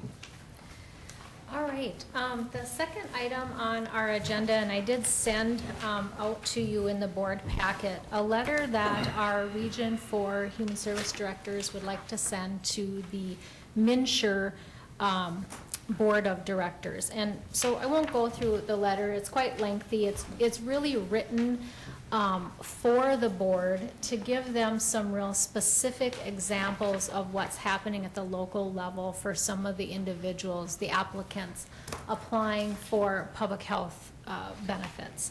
And so again, we wanted to send this to the MNsure board, but we wanted to be able to indicate that our county administrators and our boards acknowledge that we're doing this and support the information that we're sharing with the MNsure board. As you are aware, in 2010 with the Affordable Care Act, as a result of that legislation, Minnesota implemented their market exchange, and MNsure is what Minnesota has established. So currently new applications or applicants for public health programs apply through MNsure. We have a number of applicants who are still, in the legacy system that haven't transferred to the MNsure system. But so what we're really talking about right now is those new applicants into the MNsure system and the struggles that applicants are having and our staff are having on a daily basis and trying to get people covered and through that system. So again, the letter just outlines some real specific examples. It outlines some specific frustrations that our staff are having, and Becky certainly can talk a little bit about some of those. And our recommendation to the Department of Human Services and the MNsure board that perhaps we look at either speeding up some of these, addressing some of these issues, or allowing us to use our Maxis or legacy systems until some of these fixes are in a better spot. And we do that to some level, but again, it's a communication. Some other regions in our state are communicating similar issues as well. Our MAXA association continues to communicate with the MNsure board, but we wanted to get some real specific situations out there. Okay, Question. questions for Rhonda? I mean, there's some real issues here, and Yes. it has to be extremely frustrating Yes. for staff, and it looks like every county is experiencing the same problem. So Correct. I think this communication is good and needs to be done, so. Any questions or comments for Rhonda? Do you need a motion? Do we need a motion for this? Approve it? Yeah, we do. So. Just before, well, what happens to these people? They just wait, then they can't get care, or? There's been a lot of waiting. Becky can probably talk a little bit about some of that. I'd like to hear about some of them, I guess, I don't know. Yeah, they've, some of the people that apply, we call down to the help desk and try to get them to push the problem through because we can't fix it on our end. So they have to do some work on their side of it. And the help desk right now at times are, just to give you an example, that one girl, there's 3 of us that work on this system over there at the county, and she's waited today now, it was 32 minutes when we left. She's still on hold, not answered yet. And she has to keep that headset on, stay at her desk, but she's also seen clients today, so she may have to hang up that call and then get back in line again. And then they do let us ask one question, and we have to hang up and get back online if we want to ask another question on another case. So it's, Move to approve the that's just letter, Mr. Chair. some of the things. We have a motion and a second. Any further discussion? Frank, did you get your question answered? Well, all I did, I guess then, so what are we trying to accomplish with this letter to get, Again, really to raise some real specific client examples. We want to really, this letter actually started out about 5-6 pages because we wanted them to really hear from an applicant standpoint what really happens at the, at the ground. So to provide that. Secondly, right now, MNsure has a list of different fixes and enhancements that they're working on. So we wanted to supply information that might help them to prioritize those enhancements and fixes so that we can really be addressing the applicant frustrations and the well, I was just going to see whether we're Right. trying to say MNsure's not working, or it just needs an improvement, I guess, huh?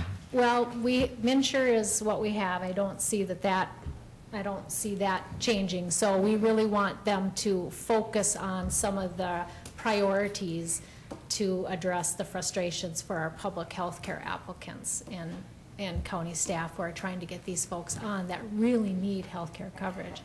And without it, their safety is at risk if we can't get health care coverage and they can't get their health care needs. So we have people here, 3 of you working on MNsure. Yes. There's nothing, you really can't do anything to approve any of their claims or anything like that, or what? You just the go-between? I mean, I We don't put know. the applications on, and then if they get stuck, or if they don't go over to the pay system, which we can approve on the MNsure side, but then it has to go over to, it's called the MMIS side, which is where the providers get all the information that they're currently open. And they're not going across sometimes. So there's something wrong on the MNsure side that's not connecting over. We have to call the help desk, and if they can't, sometimes it's been months that we have people waiting for them to fix it. They're still fixing from January. Thank you. Okay, we have a motion and a second. Any further discussion? All in favor of the motion signify by saying aye. Aye. Opposed, same sign. Motion carries. great. Thank you. Thank you. Thank you. The next item on the agenda, discussion regarding memorandum of understanding for participation in annual operating costs of the Red River Regional Dispatch Center and annual maintenance costs, licensing fees, etc. Good morning. Morning.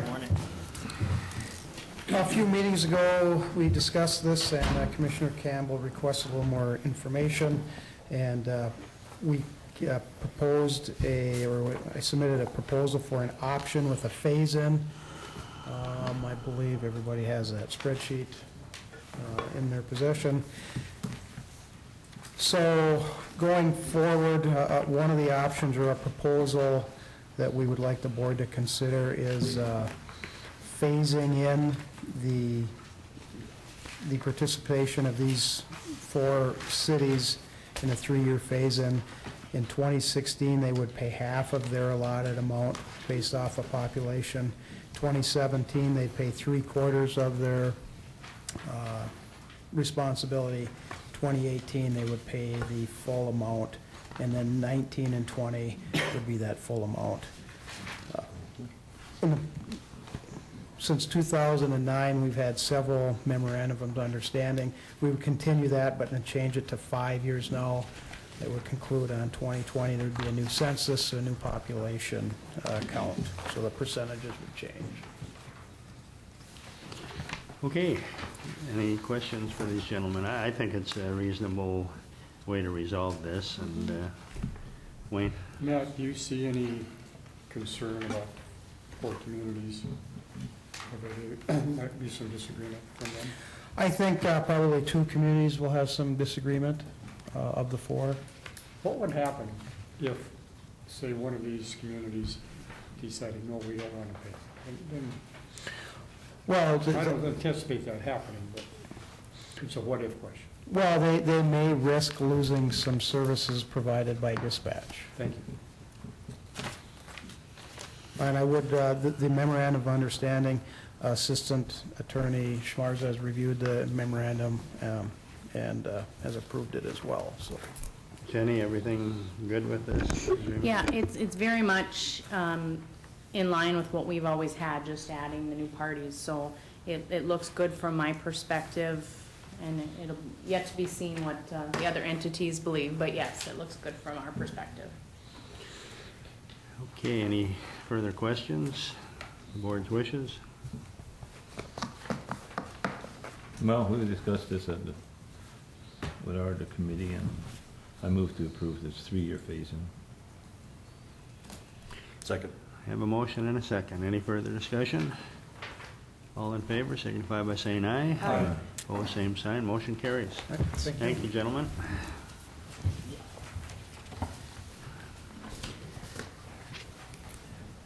Okay, Dave was around here, so.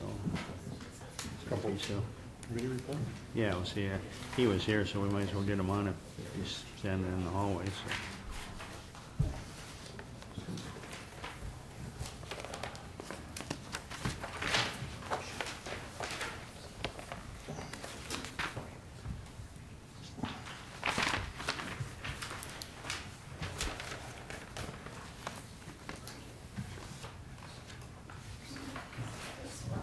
Is he here? Oh, okay. Well, let's do some committee reports then. Wayne, go ahead.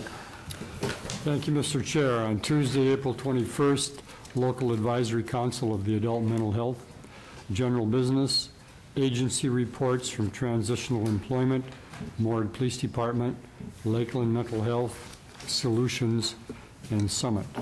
Consumer Reports.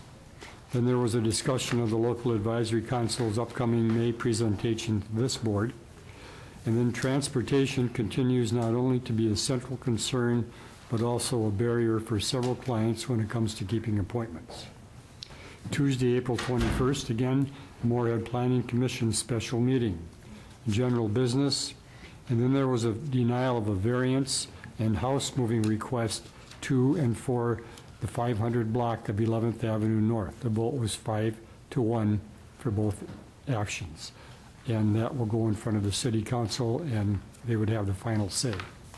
Thursday, April 23rd, family health care. In general business, we went over the finances and accounting procedures and what is called the revenue cycle. Involves grants and other sources of income. And we had the Chief Executive Officer's report, and basically all is well at family health care. Friday, April 24th, Lakes and Prairies Board meeting. General business. Report minutes of the April 2014 yearly dinner meeting. 8 grant applications were acted upon for sending in. Several awards were given out, in particular the Dennis Heitkamp Memorial Award given to retiring Lakes and Prairies Director Joe Peterson, and Dennis Heitkamp's nephew, Joel Heitkamp, presented the award. Commissioner Mojo was also there, and she might have more to add to that. That's my report, Mr. Chair. Thank you.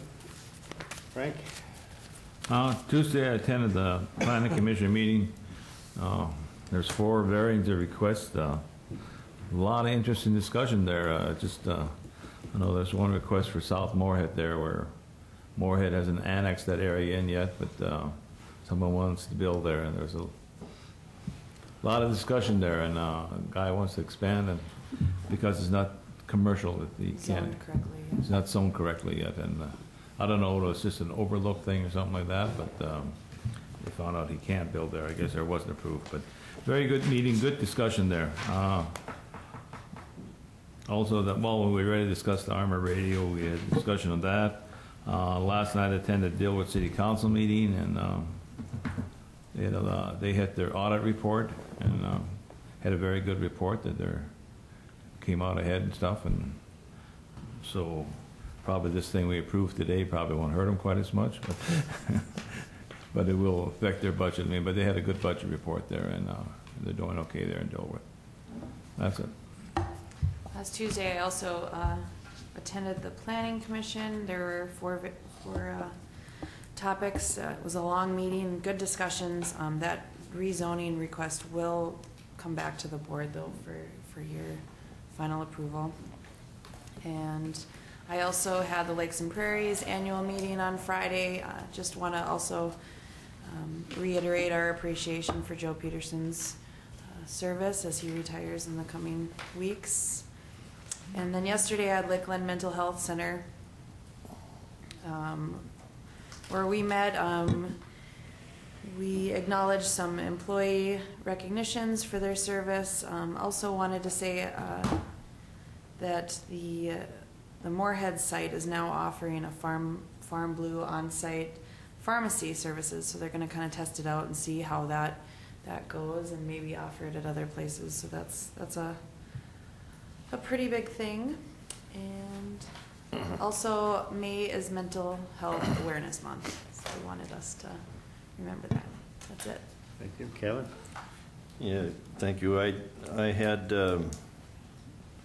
we had a PIC meeting last week, but we reported on that at the regular board meeting. Then on Wednesday, I had a Prairie Lakes meeting in Perham, and we still have the ongoing issue with the dispute over the construction of the new burner and its inability to reach the expected temperature and steam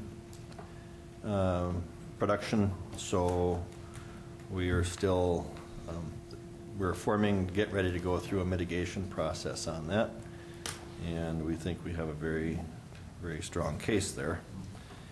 So it's more to come there, and that's what we spent the vast majority of time there. There is a budget issue there, that there's a shortfall in their budget, and it's due to when they first started up. Most of it came from last year before we were even members, but we're trying to come up with ways to correct that budget. So we'll see how that goes. Grant, you were there too. I don't know if you have anything you want to add on it, but that's all I have. Okay, thank you. Yeah, I was at that meeting too, and I think it covered pretty well.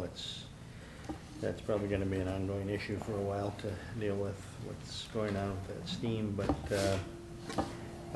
we also had a solid waste advisory committee meeting last week here, and we had updates on Earth Day and household hazardous waste and landfill updates, and a lot of our discussion was the issue that's been in the paper recently about the site selection for the new solid waste facilities we're looking at. And the good news is we are in the governor's bonding bill and have support from the Minnesota PCA, so I think that's good news, and hopefully that will work in our favor in getting some money for that project in the future.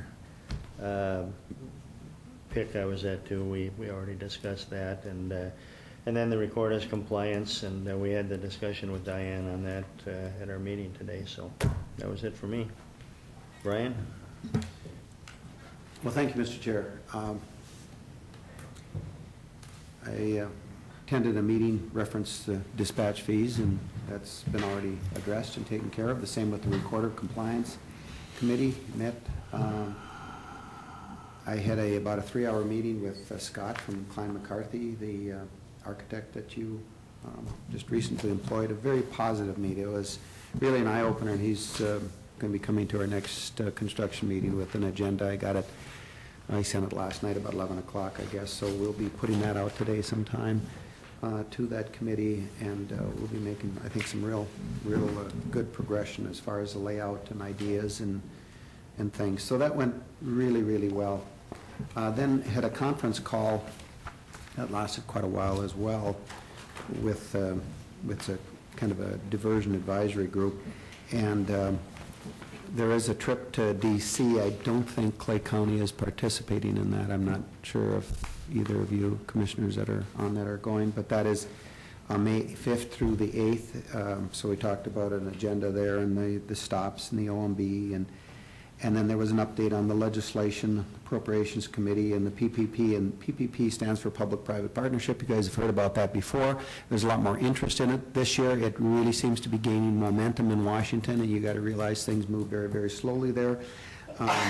The core, the Congress is interested, so the core is more interested in those programs, and that's what they're looking at here. They feel there's some energy to put some dollars in the president's budget for the diversion project. The House passed an energy and water bill, which is positive, and so I guess we've spent quite a bit of time on other funding options in the event that nothing else seems to work. So spent quite a bit of time on that. I attended the Solid Waste Committee meeting last Thursday morning. Things are moving along, I think, really well. A lot of talk about recycling, and I think there's a lot of momentum in this community, not just in our county, but in this community for improving the recycling. And of course, with improved recycling, reduces the amount that goes into the landfill. Now, recycling isn't the most profitable situation, so it may cost a little more in the end, but there's less going into the landfill, and that is our ultimate goal. So I think those are real positive things. We had a new higher orientation yesterday. We only had 3 people in that, but went really well, I thought, or at least the portion I was down. Assuming it went well again, Darren. And we had a PIC meeting this morning. You already had a presentation on that. And we spent some time talking about the juvenile center, the expansion and different things, problems, concerns with that. And boy, they're really busting at the seams. And you approved some additional personnel today that will be helpful. And then we received, and you probably have already received it too, maybe you don't need this, but I printed out the district meetings from around the state, AMC district meetings, and ours will be June 5th over in Wadena. And then if you can't make that, there's some others here too. I just have copies of it if you want to pick one up, if you know about them or whatever, that's okay too. So anyway, that concludes my report. Okay, Dave and Nathan, come on up.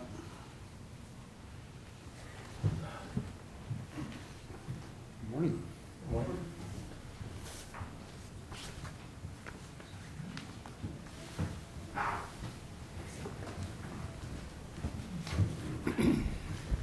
I don't know if Vicki passed on, but our items number 2 and number 3 have both been scratched from our agenda, so I've only got the 5-year road construction plan to be approved. It's went through our highway committee, a couple of different meetings. The first time we met on it, we didn't have a lot of time to fully go through each and every year, so we met specifically on it the following Monday. We went through everything, and I'd like to just walk through it a little bit, I guess, and explain a little bit about what we got going on. The main focus of the plan was to catch up with the bonding that we did. So we essentially did our 5-year road plan in 3 years, and we are in year 3 of 3 with 2015. So this year, the first 3 projects on our list for 2015 have already been let and are under contract, so those numbers are solid. You can see we're spending about $7.3 million this summer, with a large part of that coming from the actual bond itself, and the remaining coming from our 2016 allotment that we have requested to advance. So that's kind of how year 2015 shapes up. Our allotment has been creeping up a little bit each year with the increased amount of gas tax sales throughout the state of Minnesota. We're up to just about $2.9 million in our state aid construction allotments. Our municipal account has stayed kind of flat. We're about $244,000 a year, and that's dollars that can be spent on state aid highways within the cities of a population under 5,000. So that's what those dollars are for. And we've been using those in Barnesville a couple years ago. We used them in Hawley a couple years ago.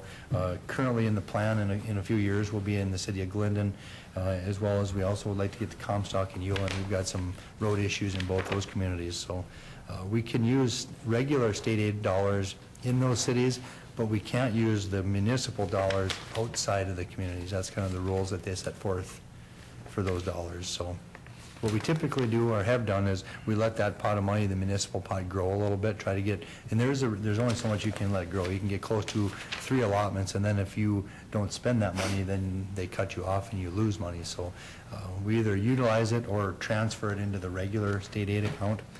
So what we kind of do is we let that money build up a little bit.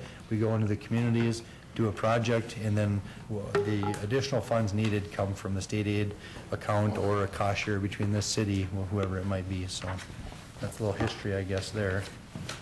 Our wheelage tax dollars have continued to grow. We haven't utilized that money, but we will here further on in the plan.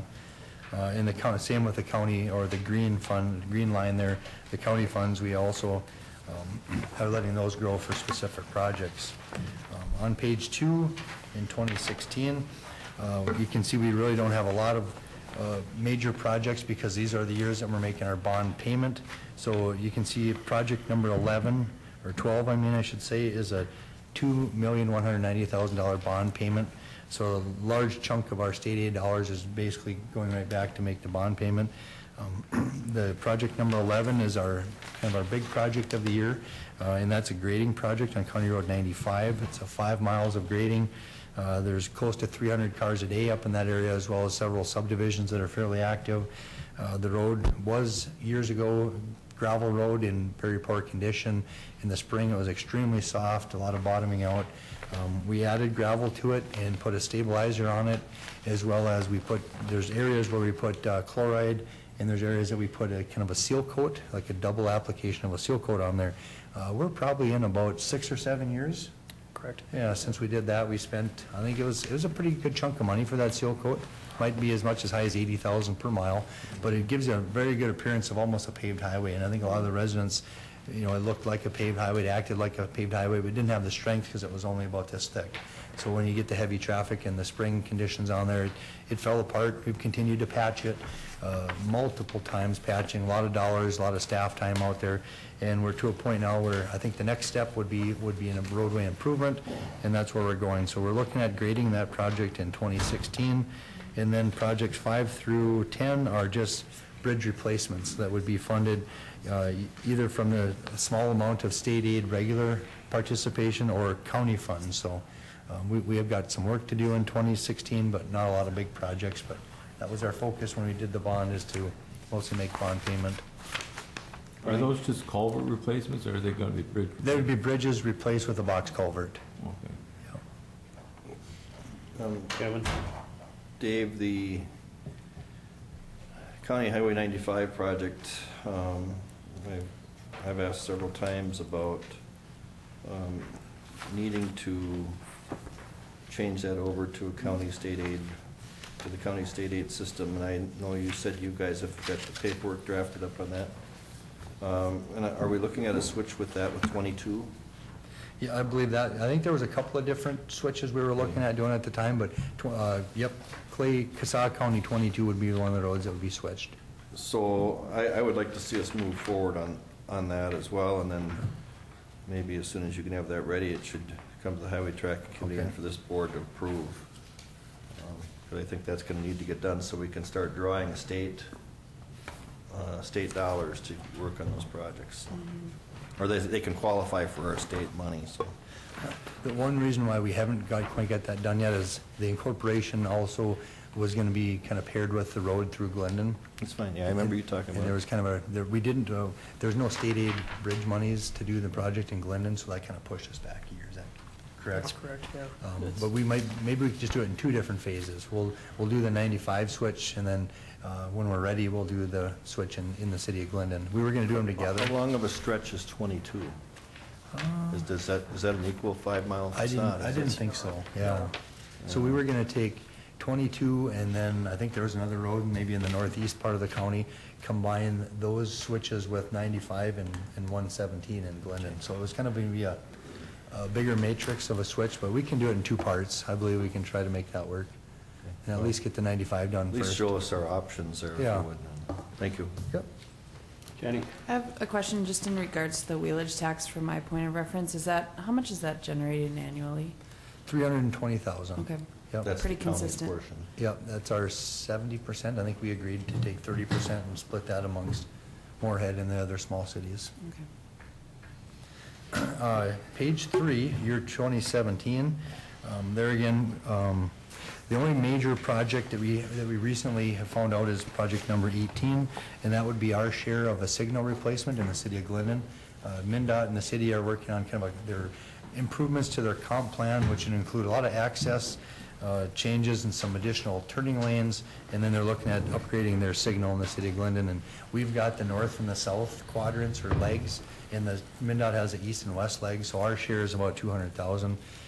Wasn't anything that we had planned in here, as we were kind of told years ago they weren't going to replace it, but as it turns out, I guess we end up having a $200,000 commitment on there. So we added that project to our list, as well as a couple other small bridge replacements in the year 2017 as well. So page 4 is year 2018. We've got a paving project on County Road 95. We're getting pretty close to our limits on what our funding is, but it looked like we were able to use county dollars and state aid dollars. We're going to keep working that our balances to see that they work out there, but it looks like it's going to be real close. But at least we don't have to have that road graded and set for many, many years before we get back to it. So.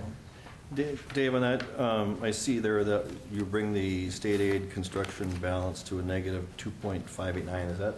Is that doable? That's our limit.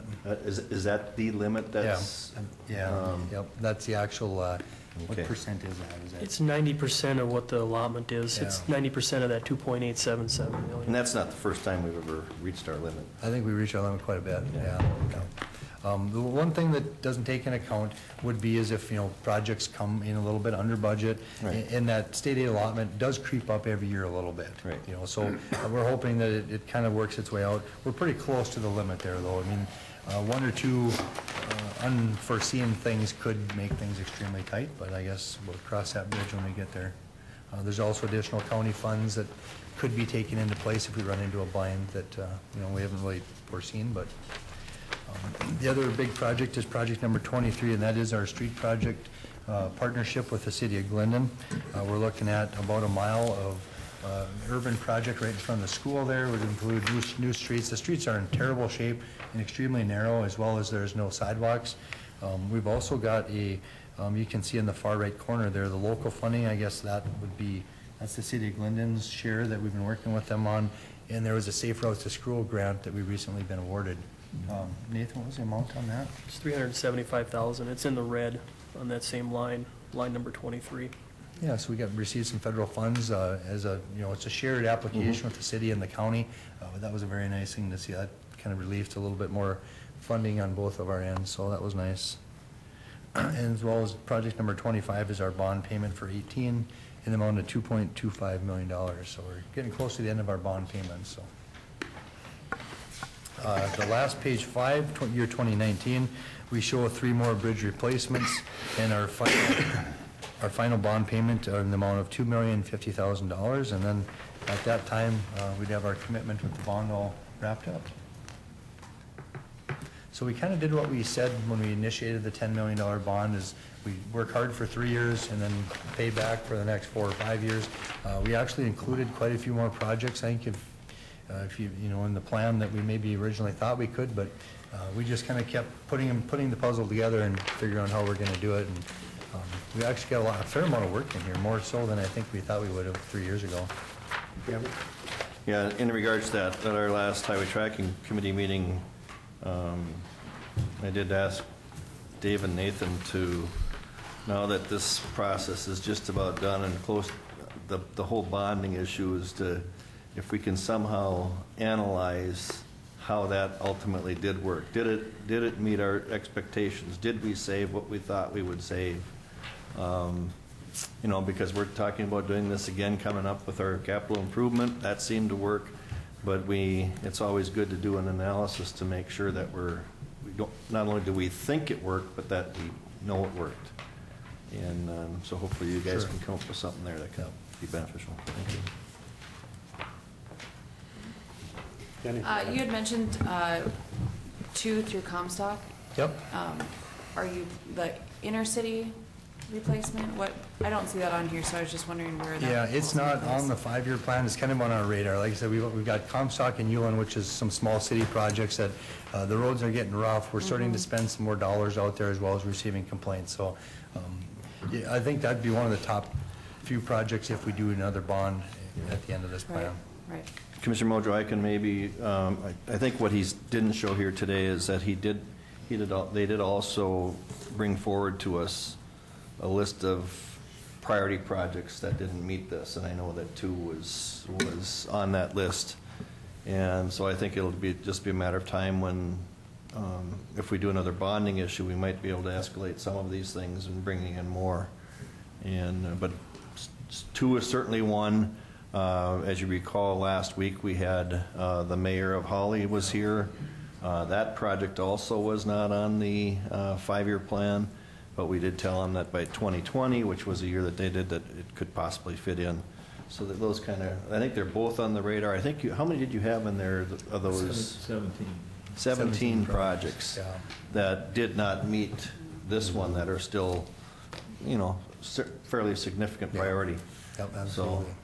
So, but our bigger plan is to take that priority list and utilize it with our pavement management program and annually bring in something with a map graphically so you can kind of see, you know, the way some other programs and other counties are doing is they got red roads, which obviously need attention right away. They got yellow roads that are getting close and green roads that are behind that. So that would be our plan someday, is to bring in this pavement management program so you can see where the priorities are just based on the numbers, you know, and then from there we need to pick that apart and find out where the, you know, where the growth is, you know, where the need is. And that sort of thing. And I think that's the key thing too, because as the mayor of Holly said, that project that's there, that has economic development opportunities behind it too. So we also need to, you know, be taking that into consideration when we prioritize, because if we have 2 projects that are fairly close and one project allows additional economic development to happen, I think it clearly should show where that priority should be. Yeah, for sure.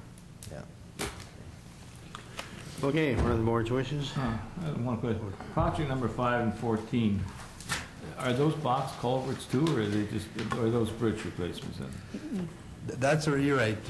That is an actual bridge. Yep, that one is an actual, not box culverts. Yep. Okay. Because that's quite a bit different. Yep, that's a little higher priced. Yep. Okay. And maybe the last thing I want to say, and if you remember the date on our meeting, we are going to have a public input meeting to gather the public's input on our 5-year road plan, see if there's any additional things that we missed. The Highway Committee felt that we should move forward on this today, being that we're as late as we are. The reason this is a little bit later today is because our bids got pushed back with that whole alternative bid, whether it was concrete or asphalt, and everything got pushed back on us about a month or so. Otherwise, we would have this plan earlier, but we wanted to see with those bids, if those bids would have came in extremely high, it would have really blown our plan out of the water. The bids actually came in below our estimate, so that kept things good, but we are going to have a public input meeting. It's a public information meeting. Information, yeah. But you still want this approved today, but, yes. But we can still consider if there's comments that I think come it's- out, we can reconsider those. So. Is it May 13th? I realize it's It's a Wednesday. the way that it worked with the bids, but I just have a problem having a public input meeting after we pass this. Well, last year was actually the first time we ever even did it, and they were thankful that it was done, and it was done under the same scenario. But, you know, you can have that public information meeting, and if something significant comes out, you know, that can come back to us, and it's not the first time we've ever altered a five-year plan. It's a planning document, Yeah, I so guess, so it's, and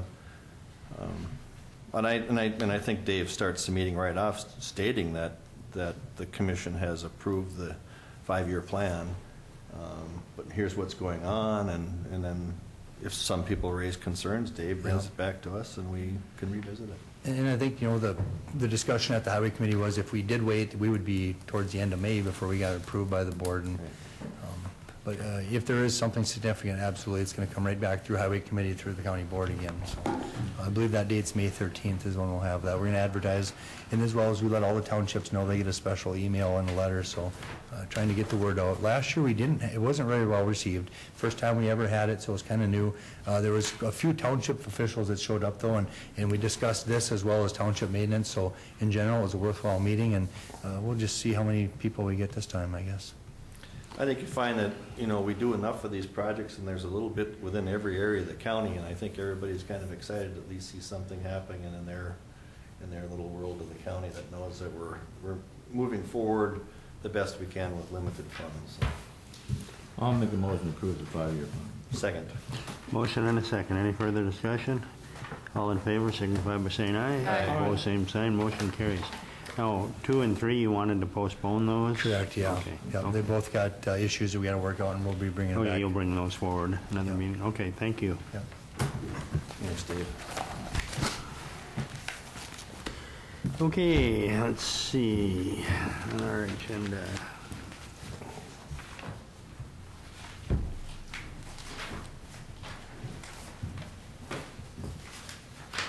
We have two more items. We have a resolution supporting the jail issue.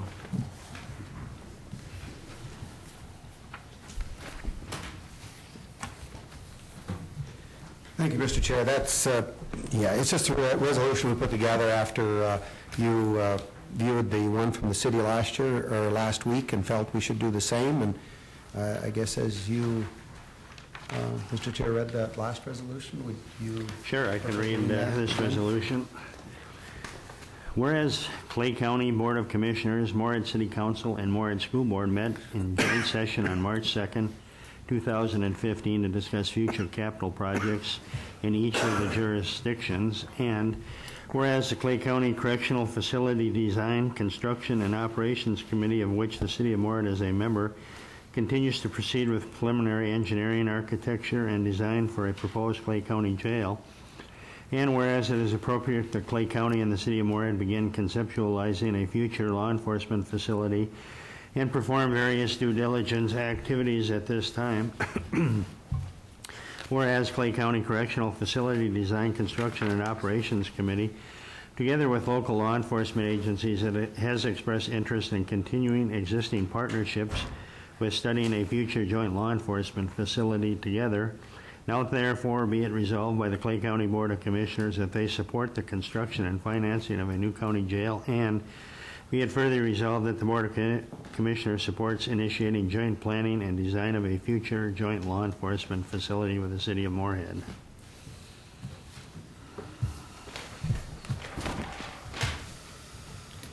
I so move. We have a motion. Do we have a second? Second. Motion and second. Any further discussion? Hearing none, all in favor signify by saying aye. Aye. Opposed, same sign. Motion carries. Thank you, Mr. Brian. Chair. And just one other item that I handed out to you, Kirk Rosenberger, the manager of the Solid Waste Department here, just brought in this article just for you to read, but it's about an employee out at the landfill, Wayne Lighthizer, that found a bracelet, and he was packing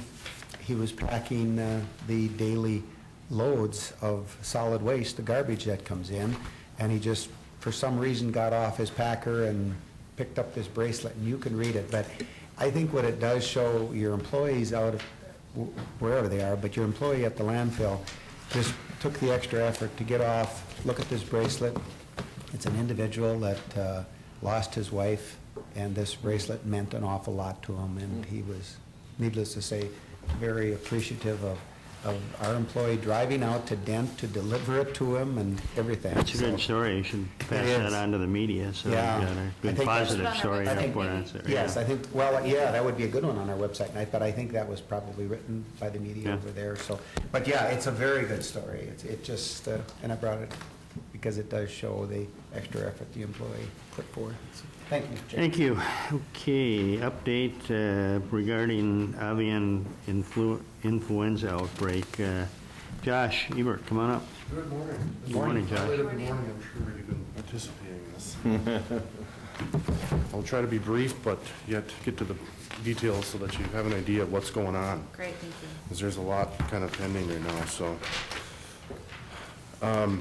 I'll start kind of chronologically work through it here for you, and then take some questions if you have any, or interrupt me if that's fine. That's fine too. Last week, HSEM, Homeland Security Emergency Management, did confirm that Clay County commercial chicken operation tested positive for the highly pathogenic avian influenza H5N2 virus, as you've all heard. Lieutenant Green subsequently met with the affected site owner, respective local, federal, and state officials to address quarantine and response zone protocols, biosecurity procedures, and then development of a flock depopulation plan. The affected site was placed under quarantine. It includes a 1.86-mile radius from the site. And then preparations ensued for the depopulation plan. That was finalized on Friday. Just for informational purposes, the other two zones or areas that are in play here are what are called a control area. That's a 6.21 mile radius from the affected site. In that control area, what takes place is that officials identify all premises within that area of commercial and backyard that have commercial and backyard poultry. The flocks are placed under quarantine. They cannot move poultry or poultry products on or off their premises in that zone. The flocks must complete 2 rounds of surveillance testing before, and they must be negative before any movement can take place. So there is quite a process that takes place. I just have a question on that quick. What's the number in that 6.2 radius that have you identified? Yeah, you know number what? of animals? I'll tell you what I'm going to do. I'll hand this to you. Okay, thank you. You can take a look at this. There's a couple different maps here for you to look at. This one here on the back is the state of Minnesota. Okay. Just kind of gives you an idea of what's going on around the state. The other two are Clay County, and they're titled on the top. And you're free to take a look at those. I'll just need those back if you want to pass that around. And then the other document I have for you as well is the Mark Dayton did sign a declaration declaring state of a peacetime emergency in the state of Minnesota regarding this event. So I'll pass that around as well if you want to take a look at that. Are there 5 copies here? There are not. Brian gave me one. Thank you. Yes, and said that would be it. So that's what I'm going to do. Moving on then, the other zone that's involved here is a surveillance zone. It goes out, extends out to a 12.42 mile radius from the affected site, which you'll see on the maps there that I'm passing around. In this particular zone, animal health officials identify all premises within the zone that have commercial or backyard poultry. We basically go out and provide them information on this so that they're aware of what's going on, what's pending and all this, so that they can take necessary precautions to prevent the possibility of this virus becoming an issue. Any questions on that so far? Mr. Chair? Are ducks and geese involved in this? So far as you know, people have them in their yards. And the poultry, the backyard yes. poultry? Right now the focus is on chickens and turkeys. Okay. I've not heard specifically about One other question, if I may. How about wild turkeys? Are they immune to this so far as you know? To date, there's been no confirmed cases of wild turkeys being identified with this virus. Okay. If they were, that would really be it would probably change quite a the different dynamics. situation. A little bit. Thank And you. they're testing those right now. I think, and I'm recalling this from memory, so don't quote me. Sure. But I think what I read yesterday was they're hoping to gather, because turkey season's open right now, you know, several hundreds of samples. Okay, thank you And most of those are, I know the DNR had identified a number of counties, Stearns and those Yes. counties in that vicinity. They're asking that you bring your turkey in to be tested, so. Correct. to Yes, make they sure- are. To make sure. Last Friday, response officials did finalize a depopulation plan for the affected bird flocks in Clay County. The plan was implemented on Saturday, the 25th. It included a foaming process that's designed to depopulate the population by asphyxiation. It did not work in Clay County. So Due to not having enough water to implement the foam, or? the nature of the birds Okay. and the design, the internal design of the barns is different than turkeys. Right. And I'm learning a lot myself, to be honest. I mean, this is, and it's, so they're coming up with a new plan. So the cages were the issue. Yeah. That was certainly a big problem. So they're having to, it's going to be much more resource intensive with chickens than it is turkeys. So they're coming up with a new plan, and then Brian, I'm sure, will, update you when he has a chance in the future. It's still pending. Frank? So. Have they found out yet how it's spreading, or? No, it's a good question, and the answer is no. The theory is that it's being spread by feces of these wild birds, and that has been the theory. However, because of how this is developed now, what we're being told is that they don't know, and that's a concern. That, it could be, it could be transmitted through the air now, they think, possibly, but they're testing. They don't know. That has not been confirmed. Could be dust, could be, they're just not sure yet. And according to that map, I mean, we have there are more barns with a significant amount of animals in them. We so have, yes, we do. There's a lot of animals in Yeah. Clay County. So we are certainly on top of this and trying to understand the process that they're taking to address this issue, and, work with them. And will you see any need for, I know that the governor had implemented some National Guard help. Will you see a need for Clay County to use any of that with? Not at this time. One big reason is that we're not going to need the water at this point, because we have to change the operation for Okay. depopulation. So, as of today, the birds affected Minnesota were now over 3 million, not including pending flocks, and it seems almost daily now. It's 4 to 5 more affected. Sites are being identified on the website every day, and counties are also being added. Now we're up to 18 counties. So.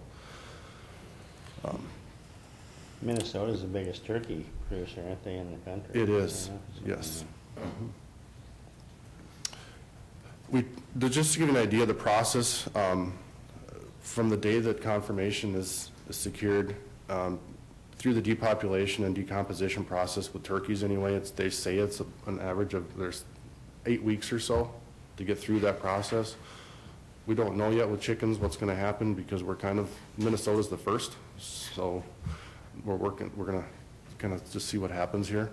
But if things go well, the hope is it's going to be quicker than with turkeys, because of the process they're going to have to take. They'll actually remove them and bury them, so then they can hopefully get to the barn sooner. But if we move on to the part of the plan that discusses recovery, we're talking another 30 days. In our plan anyway, there's a 30-day period that takes place for the barn to get, has to be cleaned, sanitized, and all that. And then the Board of Animal Health approves this process. And then there also needs to be a process where they, and get the correct wording here, they take a clean animal basically, and they stick one in there, or several of them in there, to see if they're going to survive, and that it's been eradicated. And that takes 30 days. So we're looking at, if you start adding this up, from my, calculation, we're looking at 4 months minimum with turkeys. So it is quite a process. Well, I kind of feel awful for these producers, because to me it's a lot scarier than that, because even though you go through that process, I mean, with the situation of our chicken producer here in Clay County, 3 weeks ago, he didn't have any problem. And now it's full-blown, and has to wipe out all of his chickens. And at some point, it came in, and so we get this cleared, and like you said, they put a couple more animals in there and see if they survive, and then everything is all hunky-dory, and they can go on to their business again. But what's going to just keep it from coming right back and wiping out a brand-new flock? Yeah, right now, this is all...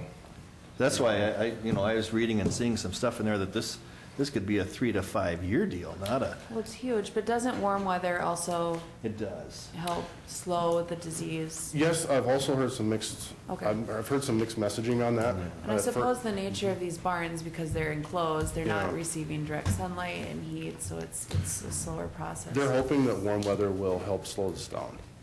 But like you were saying, looks like it's going to be a 3 to 5 year possible issue, so. It's really a sad situation. On the public health side of things, we've really kind of been left in the dark on this, to be quite frank, and the response, overall, the way this response is taking place is somewhat different from what we're used to, because normally it's local response, local, takes care of it, and if we exceed our resources, we then move up. Because of the nature and the sensitivity of what's taking place with this type of event, it's the opposite. So it's the federal kind of working through the state on down. But if there was a concern in terms of this mutating to humans, you would have a totally different deal going on right now with CDC and everybody else getting involved. Right, and we've been asking a lot of, we know we have sites in Clay County, or one site. We know that there's people that work there, there's employees there. Right.